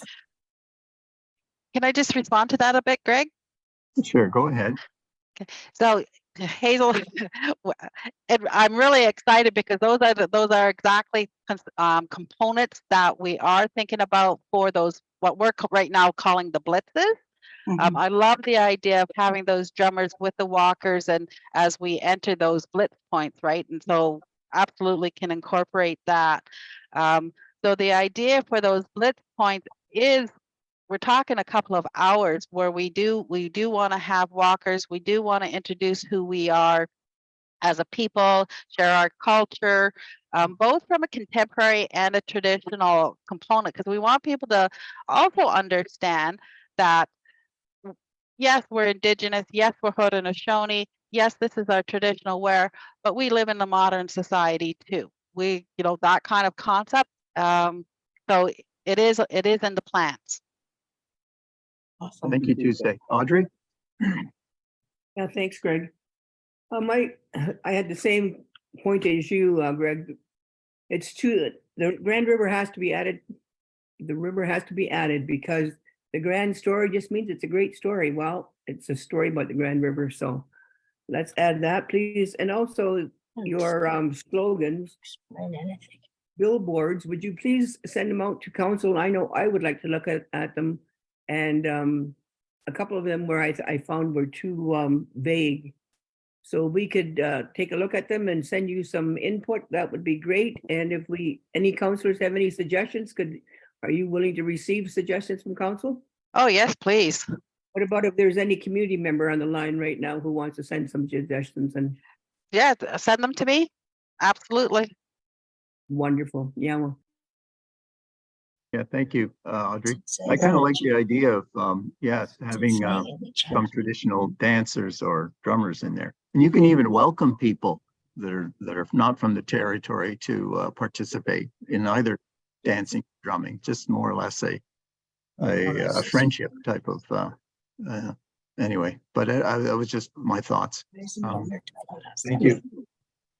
Now we're going to move on to Dave. Dave, you had a little presentation. Good morning, everybody. The one thing around media as we get closer and move into this and things start happening, the one question we were talking about was, who will be the spokesperson? Will there be more than one spokesperson? I think it's important that we identify that right away so we know who media are going to be directed towards so that they can get comments from the community or from council on the issues and questions that may come up. So that's one thing. The other thing that that we've reached out, I have gone up and down the tract, as you mentioned, with the riders, and I've identified a lot of media up and down the tract. Of course, that's radio, TV, newspapers, streaming services, universities, colleges. I think these are all important that we reach out to get a hold of. It also has to do with councils. People were mentioning mayors, but I think it's the councils themselves, as well as Chamber of Commerce, cyclists, riders, walkers, other people that may want to participate. I think we need to think about allies within the tract that may want to participate in this and show their support as well. So we need to think about all those things. I do have a question that I'd like to throw out there. In terms of, because this is not only about education and awareness building that have been pointed out for the community as well as for the people living in the tract. It, as was mentioned, this also has to do with the litigation. And my question is, why are we doing this? I believe we're doing this because of what's going to be happening with the tract, and because there will be people coming forward about the litigation as it gets more public, and there's news stories coming out about it. People are going to have questions. They're going to want to know. And I think this is part of why we're doing this, to build that awareness and to build that allyship that we can get people to come on our side and show their support for what we're doing as well. Yes, it's about the history. My question is, in terms of being clear, is the story about the Grand River, or is it about the Haldeman Tract? And I think that we need to be aware of those, of the clarity, because this is the litigation, I believe, is about the tract, not the Grand River. So how do we want to market this, and how do we want to get that out to the media in terms of a message that we want to be clear about, so that it is clear as it moves forward? There's no question the Grand River is in the middle of this for sure, but there's other things that are going to come up as we know, having to do with the Grand River as well. So that's just a question I'm throwing out there. If anybody can help with that, I think that would be great. Thanks, Dave. In my mind, that I don't know if it can be combined. To me, they're one of the same. When we think in Grand River we're always thinking 6 miles on the other side, then it becomes a Haldeman tract and so on and so forth. And I don't know how you can meld the two together, but it's kind of, for me, it's synonymous. It's one and the same, but for others, it may not be. Like you said, it may be quite separate. And as we'll work through the legal process, as you discussed, it is a legal process and it's got to work through the court system. And of course, there's still room for appeals, and it then goes on to a negotiated settlement. So, there is a time frame to that too. And I think that should be conveyed to everyone, that it is a process, and it can sometimes get a little bit time consuming to work through it. But anyway, I have Audrey. Yeah, just a quick suggestion that we do other signs as well, similar to the one on River One, but the story of the Haldeman tract, so that you relate the two, the story of the river, the story of the Haldeman tract as well. Yeah, well. Thank you, Audrey. Any further questions or I comments? do. It's Melba. Oh, go ahead, Melba. Yeah, I just wanted to ask about the date, September 6th to the 9th, which has been mentioned. Is that before the children go back to school? No. No, it's the beginning of when they go back to school. It's our fair weekend. Yeah, I'm just wondering if that's good. Would that kind of interfere with people in various ways, is what I'm asking. Should it be before the children go back to school? We have been talking about that, the I guess the struggle of when the young population, the children, would be in school and versus on summer break, and would they participate during summer break, or is it better to work through the schools and get that coordinated through the schools as part of their land-based education? So that's kind of how we've gotten more aligned to a September date. Now we potentially could push that back, the start date back, to do September 8, 9, 10, and 11. That just kind of gives us a little bit more time with that concept of children back in school, because I don't think we'll get them during summer break. Sorry, I think we'll have a stronger chance if it's coordinated with the school systems and working with the schools. Right. Yeah. Thanks, Tuesday. Yeah, I agree. Yeah, I agree as well that I'd like to. which should be worked with our education system. I think it would be a great educational week for them. And it'll be a good start if we made them aware of this Haldeman Track Walk, and also what it all means. What it means to everyone in the community. But I do agree about the coordination with education. The other question I had is our fair. I'm not too certain on the fair dates, but that is just around the same time as our fair. And I think we could probably check on our fair dates for you. Go ahead, Dave. Yeah, I'm not sure, but I thought the fair dates were later this year for some reason. I'm not sure. But the other thing I wanted to ask about, because Phil mentioned this to some degree, and is in terms of messaging and information to help build education awareness. We were also wondering about things that have been done already. If there's videos, if there's information that has been created, so we have to recreate things. Phil, you were mentioning something about the importance of this, the Paris area, and something you're going to shortly, that, if there's documentation, or if there's things we can link to, if there's things we can add on to our website to help build that awareness and help create that education, so we don't have to, like I said, recreate stuff, that would be very beneficial. Well, yeah, the land issues in Paris are different than the 4 blocks north.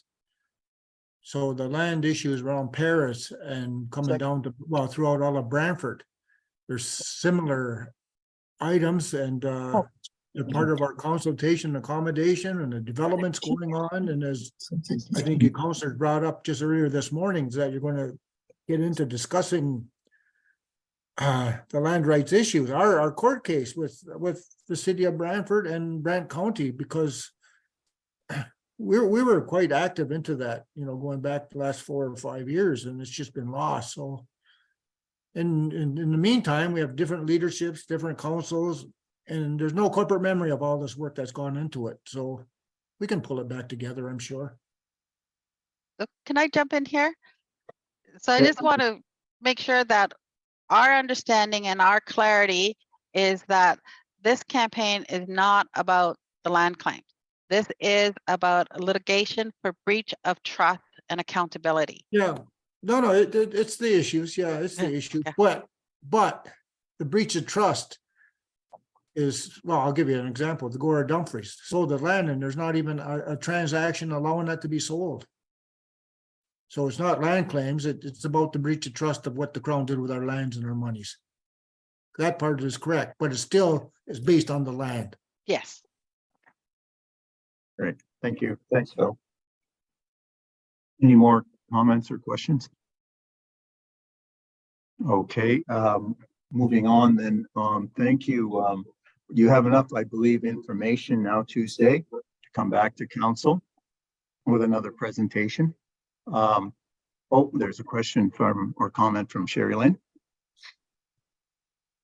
Just a comment in the sense of, I know it was 1784. I know 2023 will make it 239 years. 1784 to 2024, it'll 240 years along the Grand River. We're still here. I don't know if that could be a slogan or something, but that's how long.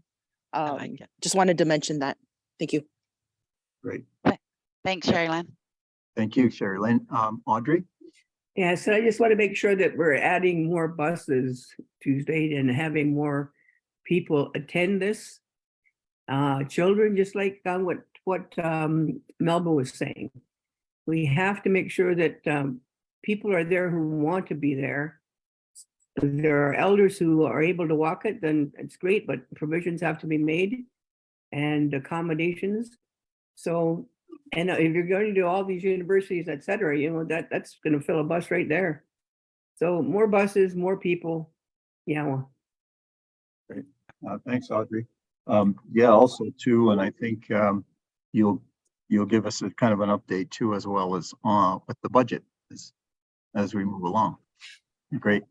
Well, I'd like to thank Tuesday and also Dave and Santana and Alyssa for joining us and give us that information.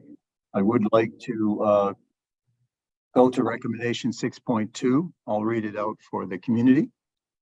Whereas TAP Resources was hired to organize the awareness and education walk from the source of the Grand River to the mouth. And whereas the working group has an update to share with Six Nations of the Grand River elected council for information and feedback. Therefore, be it resolved that Six Nations of the Grand River elected council accept the presentation by the working group with TAP Resources for information and provide necessary feedback. Do I have a mover? I'll move, Melba. Well, moved by Melba. I'll second Sherry Lynn. Seconded by Sherry Lynn. All in favor? Any opposed? Hearing or seeing none, carried. Thank you for joining us Tuesday and your team. And we'll look forward to our next meeting. Okay, thanks, Greg. Bye, everybody. Bye. Moving on to recommendation from Lands and Resources. It's concerning Need to community waive their engagement grant or standards. not? Excuse me, Melba. We need to waive second reading. No. I think there's going to be more information and discussion on this. Is it necessary for to thank waive you. the second? Okay. Thanks. Cool. Moving on to recommendation 7.1 from Lands and Resources concerning the Community Engagement Standards Working Group. Who do we have online to address that? Tabitha's going to be talking about that. Oh, Are we great. Tabitha Crowley? Welcome, Tabitha. The floor is yours. Hi, Greg. Hi, Council. So my name's Tabitha Curtley, and I'm the owner and lead strategist of Fluid Consulting. I was retained the end of last year, and we kind of really got started in January to draft a community engagement standards guide that included a process and standards for community engagement on Six Nations. And I'm here to provide an update on our draft version of that guide. I'm just going to go ahead and share my screen. So this guide is in your packages. So the community engagement standards guide is kind of two parts, and this is the first part of it where we are creating a process and some standards. This is more of the operational standpoint of it. There will be a complementary guide that's more of a user guide. So organizations who are actually conducting the engagement will have a lot more details in it on how to do so. So I just want to walk you through some of the key points and let you know that this guide is out to the community right now and is under review. We did have our first open house to present the guide on Friday, the 23rd at the community hall. And we had about 15 participants from the community attend that open house. I had some great comments made there.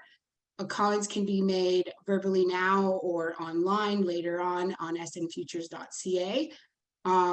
So I just want to point out a few main points to this. And I know I presented to the council in the past to kind of let you know where we have started. So we did create a working group of 8 members that started meeting in January, who's really directed and informed the development of this guide. Then we went into individual interviews where we interviewed people in the community who have done a significant amount of community engagement.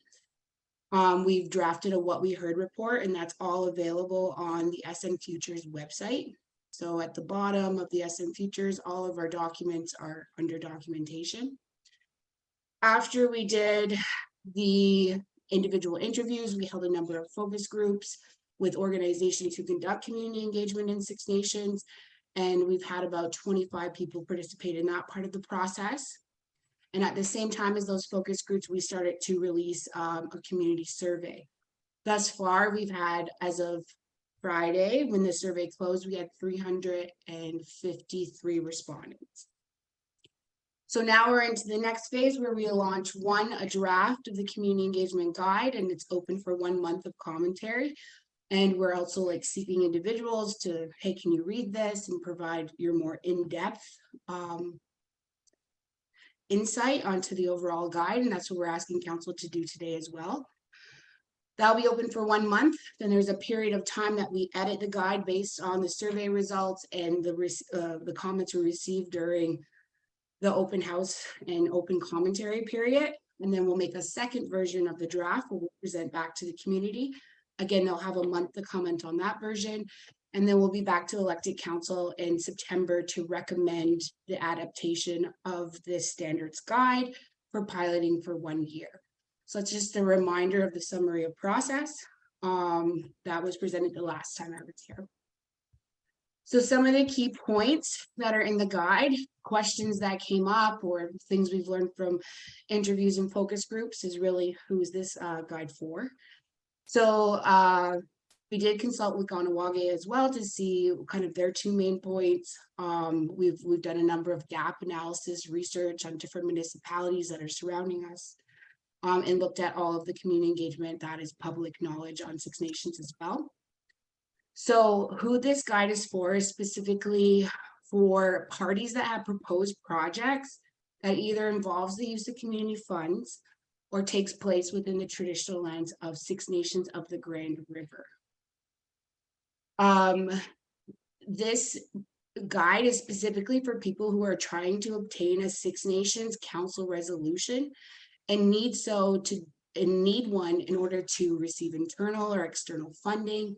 Perhaps they need financing for their project and the banks are requiring them to receive a council resolution from Six Nations elected council. Or it's a project that needs support from the elected council to proceed in the community. Potential parties include community members, community organizations, different businesses, Could be external, internal political bodies, domestic foreign corporations, and different business entities. So this is a very key piece here that we are definitely looking for feedback on. We approach this project from a very operational standpoint to try to simplify it as much as possible. We're often inundated with documents that are like 200 pages long that the user doesn't always look at. So our guide is very brief and short and outlines very specific activities that need to happen. And it's a way to create some consistency for community organizations going out and doing this engagement, but also for when council receives the document. We've templated the briefing note and templated the executive summary so that council with ease can navigate all different types of community engagement. Know that on page 4, they always find the same answers to the questions that are on page 4. So I'm just going to walk you through the 7-step process. The first step here, and I'll show you these documents, is to complete a CES questionnaire. And this questionnaire is really designed to help determine what sensitivity level the community engagement project has. And it will give you the top version of our chart. Show you that in a second. And then the second factor on the other axis of our chart would be where's the proposed project located and how much disruption does it cause to Mother Earth? Step 3 would be to use that chart and to find what CES level your proposed project is associated. So how much community engagement, and we adapted the IEP2 spectrum of public participation that goes from consult up to empower. There's 5 main steps, and our program has 5 levels that kind of coincide with this internationally accepted model for public participation. Next, they would prepare a briefing note, which I'll show you as well, and an executive summary that asks very specific key questions about the community engagement project you're proposing. From there, you'll also be preparing what your engagement plan is, what your schedule, what's your budget, and that all that information would be included in your executive summary, and you would make a presentation to council.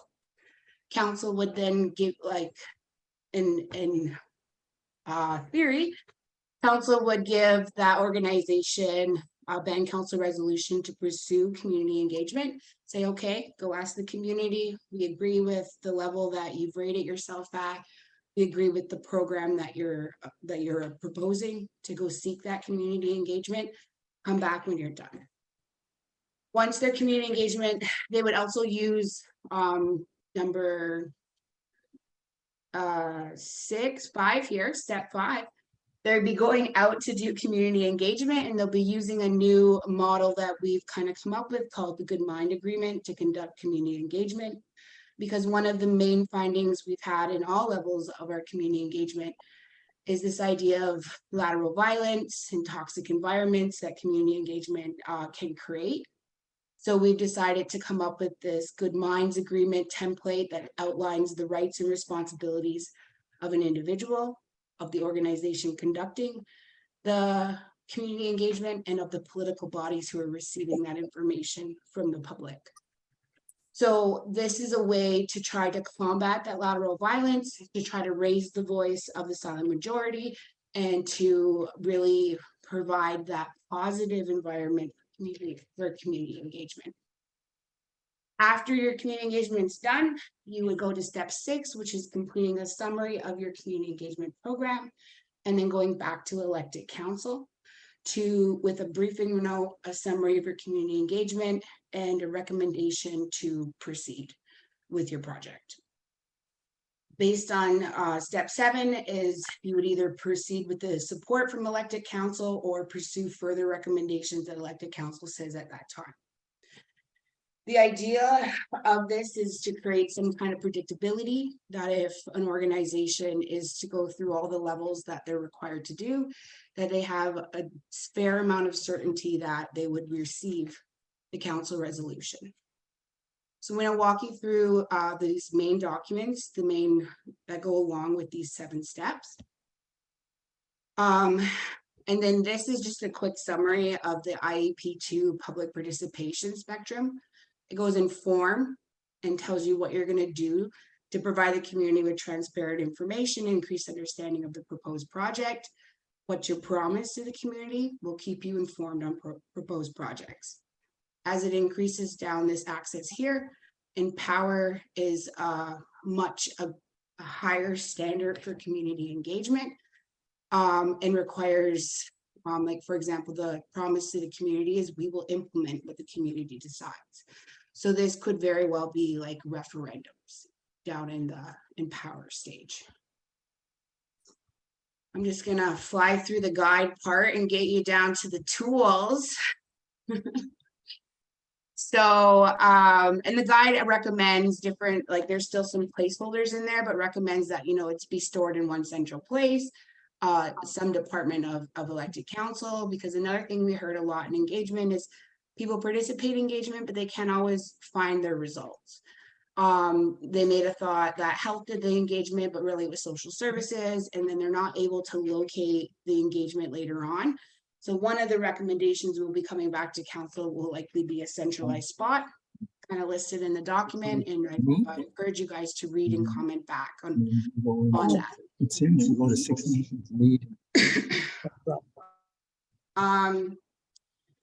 So the first step is the CES questionnaire, and this questionnaire looks overly simplified, of course, but there is a spot in the executive summary where the organization would have to further justify and provide why they picked this in their executive summary. So basically, this is a 4-question scale that gives you a final sensitivity rating, and that provides the top axis of the chart. The first question is what number of community members are impacted by the proposed project. We provided some demographic grids in the guide as well. And right now, these are numbers based off of our research, based off of early survey results, but these numbers are all up to comment. And these numbers are all have been also asked within that community survey. The next one is what amount of community funding is required for the proposed project. It's starting at like less than 250 and going up to 2 million. What is the length of the proposed project have on the community? So how long will this impact it? Is it a year thing? Is it going to be the next 5 years? Is it a long-term project? And again, you have to provide more details in the executive summary on this. What is the community perspective towards the industry or topic of the proposed project? So some organizations have a much better trust in rapport with different community members. So they might have something more in the very positive, or some of our external partners that, you know, might have some grievances with Six Nations, or Six Nations has grievances with them. We might like give them a much more negative rating, which will raise their level of community engagement. You would get an average sensitivity rating, and then you would use that in this next chart here for project sensitivity. So say I did this questionnaire and I got a sensitivity level 3. I would be using this column here to determine what kind of community engagement I'm looking to do. The left axis here is about project location and disruption. So is the project outside of the Haldeman tract, within the Haldeman tract with limited disruption to Mother Earth, within the Haldeman tract with major disruption to Earth, within Six Nations, and then with the 2 levels of disruption? Or is it a multi-generational matter like laws or land claims? So through our initial research, we've determined that it seems as though the community is more concerned the closer it is to home. So that's why the levels kind of proceed this way. So say it was happening within Six Nations with limited disruption to Mother Earth, I got a sensitivity level 3. That would give me the involve or CES level 3 that I would have to do in my standards guide. So the next document we have is outlining high level form what an organization would need to do if they wanted to do community engagement on Six Nations. So this is the standards form. So this is what the standards are. It talks about what engagement methods you need to do. So it could be an information campaign with comment period, It could be an open house with comment period, public meetings, surveys, interviews, facilitated discussions, focus groups, workshops, interviews. So there's, as the levels increase, the amount of engagement increases. This is kind of a pick and play model. So your program would tell you how many of these you needed to do and for how many days. But it'd really be up to the organization to pick which option is the best for their engagement. So it also outlines the minimum timeline of engagement. So if it was a level 3, this engagement would need to be open for 60 days to 120 days. And it would have to have at least 10 to 20 active days of community engagement. So that you can't just open a survey and leave it open for 3 months. You would also have to be out surveying like 10 days, or having an open house on a day and surveying 3 days and 2 open houses. And there needs to be an active form of engagement. It can't just be a passive. The minimum participation they would require is 10 to 14% of the impacted community. So again, if you're doing an engagement on at-risk youth, you're looking at the number of youth that is impacted by the project. And again, it asks for further details in the executive summary. Your engagement target, in order to reach this many people, you'll likely have to try to reach 60% of the overall community using some of these promotional activities listed below. And that user guide gives some more in-depth knowledge. This is the standards guide. The user guide would give the organization some more details about these methods and how they work on Six Nations, like number of households, average cost to do a mail out, that kind of stuff, in a separate document, and that's meant for the organizations. And then also another thing that was brought up quite often is that a lot of times it's forgotten to budget for engagement, and that they needed a place to point to when, say, asking for funding to do community engagement, of how much that average costs. So we've provided an approximate budget. Likely, if you have better trust within our community, you will likely require less budget, because you're not also overcoming those barriers that are associated with mistrust and lack of understanding of some areas. So it is a high level range, and we will tailor these down based on the insights we receive back. So that's the engagement guide, and it does have quite a bit of time gaps there. That's because based on what council says and what they really think about the organization might have with their trust levels or their sensitivity levels in Six Nations, you would do the lesser, each one's broken down into 3 further categories of program A, B, and C. Program A being on the easier side of things, and program C being in the more complex, more detailed side of things, and how much it would cost, how much engagement you're going to require to do to meet your metrics, and it just builds. So once I have kind of gone through that method, I found out what I'm going to be doing. I'm going to prepare a briefing note to elected council and submit this to do a presentation about my community engagement to elected council. And I will fill out this executive summary report. This is a title page. So it is 5 pages with title page, and it's meant to be no longer than 8. So it's meant to be very high level, consistent, very targeted, very predictable, so the counselors know that on a certain page, they will know where to find their answers. So these are the main project details. They'll have to provide an overview of their entire project, and there's some details in here to guide them. They're going to need to explain what your problem and solution is. So what are they trying to address with their community engagement? What happens if they don't address it? What is their project's location details? What are any environmental considerations that are going along with your project? Are you moving land? Will it affect the waters? What's happening? And again, there's more detail in these questions and more details in a user guide as well. This is just the template.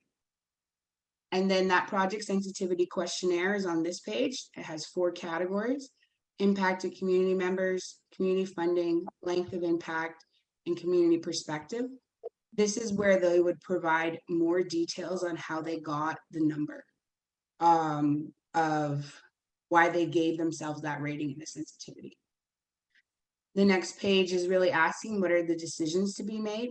What influence does the community actually have over what you're going to engage them on? Because too often engagement becomes, they're not active. Sometimes there's not actually a place for the comments to be heard. And if the comments are to be heard on the next engagement, then it needs to be detailed out that way. If they have the ability to influence the project in a certain way, what is that? And let's clearly define that is. The next page, so this is again a 1-pager that you would do high-level summary, is okay, now that you know what you're doing, what problem you're going to solve, and what you're asking the community, how will you do that? So you have your minimum standards that you would have to fill out at the top here that you would reach. What's your engagement strategy? What 2-way forms of engagement are you going to pursue? What promotional activities will you be pursuing? What's their engagement reach? And then finally, you would end the report with what's the next steps pending success, pending the you completing your community engagement. So that's kind of the guide as it sits. And again, it's meant to be very quick, high level, user friendly. And this is the first draft of it. Well, thank you very much, Tabitha. That was, yeah, quite a comprehensive presentation. We'd like to thank you for that. I just had a couple of maybe questions and comments. Well, first of all, I'd like to thank the community members that participated in both the survey and the public session. That was very good. Good to see and to have their feedback, which is quite important. I like the first part of your I liked that it was well, it was fairly succinct and addresses a lot of our concern. My concern was that if it gets too long and unyieldy, that it may dissuade, our own members of participating, filling out forms and that. So I think it's succinct and simple and easy to fill out. I think are very important for our members. It almost come to the point where if you have to, you can actually have one for our members on territory compared to any individuals or organizations that want to come into our territory. So that was just my thoughts. The other thing too is in moving forward is that we did receive this fairly late at the end of this week. And I know that counselors will probably review it further. And also we'll have comments for you to Tabitha as we go forward. Are there any questions or comments for Tabitha?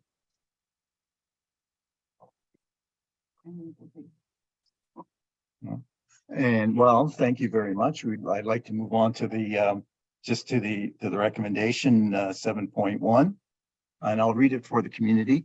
The Community Engagement Standards Working Group will continue to engage the Six Nations of the Grand River community through August 2023. It is requested that Six Nations of the Grand River elected council and departments participate in engagement activities when and where possible, and to support the circulation of engagement materials throughout the Six Nations of the Grand River community.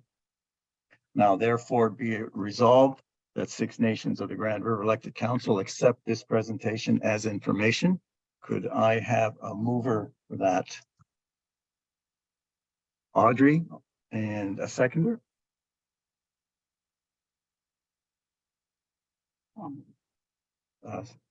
Second by Hazel. I have a question though. Yes, go ahead, Audrey. Thank you. Tabitha, how is a person who has difficulty filling out forms who are they going to seek help from filling out this form?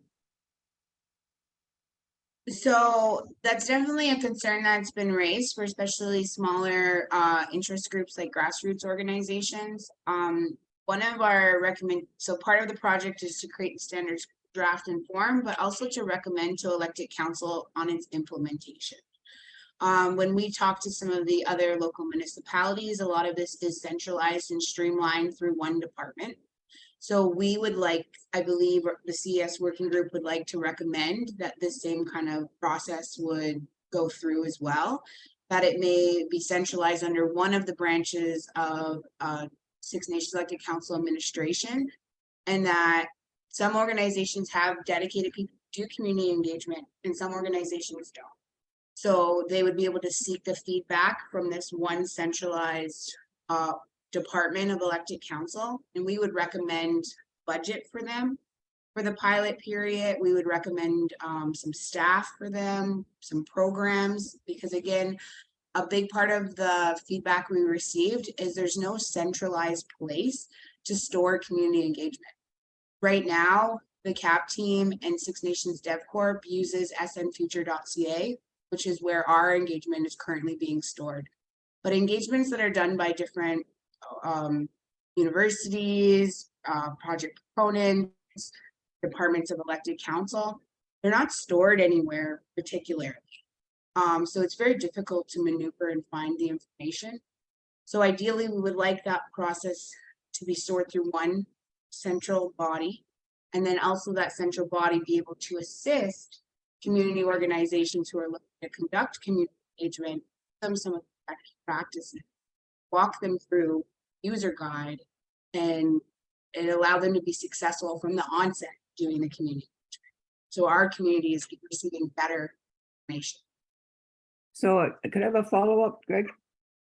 If people are gonna Yeah, do go it ahead. now for a year as a pilot, who is there right now to help them for the next year?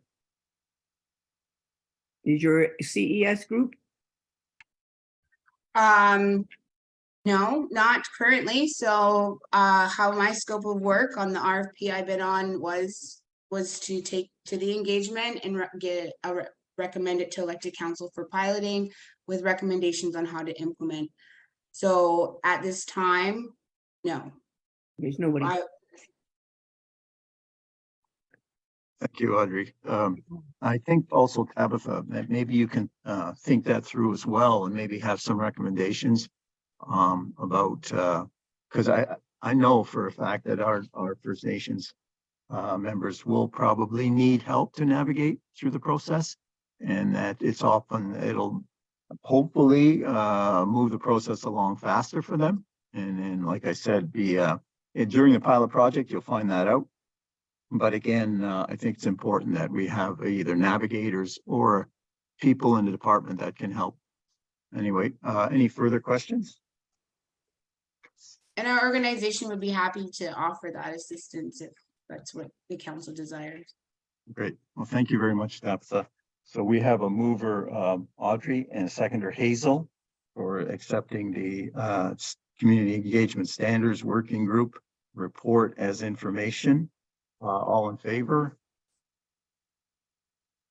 Any opposed? Hearing none, seeing none, it's carried. And thank you very much, Tabitha. All right, thank you all. Have a great morning. Okay, now moving on to scheduling. We have some tentative dates for events that we're looking to be involved in. One is the governance training date on Thursday, August 17th, 2023. It's an all-day session from 9 to 4. It involves the political landscape, nationhood at Six Nations, and it involves individual, systemic priorities, and community voice, and also other First Nations as well as international, federal, provincial, and municipal. The political administrative teams of Six Nations, there will be international, federal, provincial, municipal groups involved, and there will be small group implementation exercises. Another date is Wednesday, August 23rd, and that will be the debrief on the training date.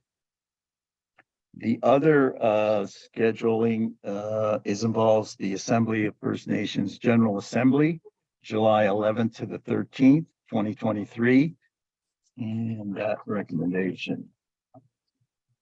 I'm going to read that out now.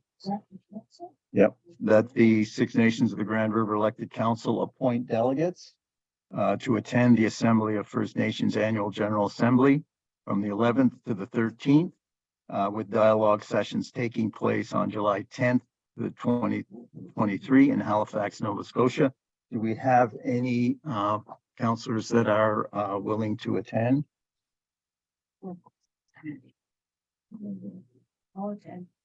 Helen?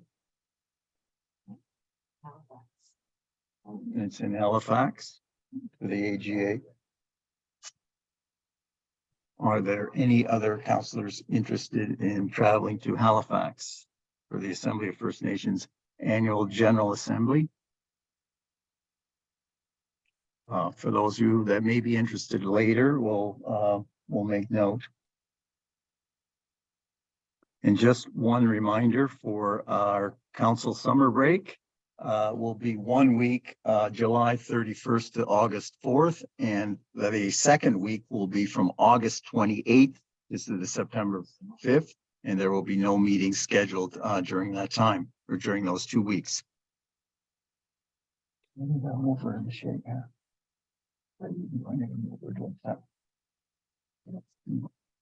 Now we're going to move on to councillor reports. I do not believe we have any councillor reports at this time. Brooke, are there any reports to be tabled? No, there have been no meetings attended recently with no reports. Okay. So we're moving on to the motion to adjourn in camera meeting today. I'll move. Okay, sorry. Oh, sorry, Sherry Lynn. We do need a mover and a seconder for the for Helen attending the AGA for the Assembly of First Nations. I'll move by that too. Audrey. Well, moved by Audrey, seconded by Sherry Lynn. All in favor? Any opposed? Hearing or seeing none, motion carried. To move for second reading. Moved by Audrey, seconded by I'll second. Sherry Lynn. All in favor? Any opposed? Hearing or seeing none, carried. Thank you very much, community, for joining us this morning. And I hope you have a beautiful day, because it's a very nice day, a little warm out there today. So drink lots of water, and we'll see you at our next meeting. Thank you.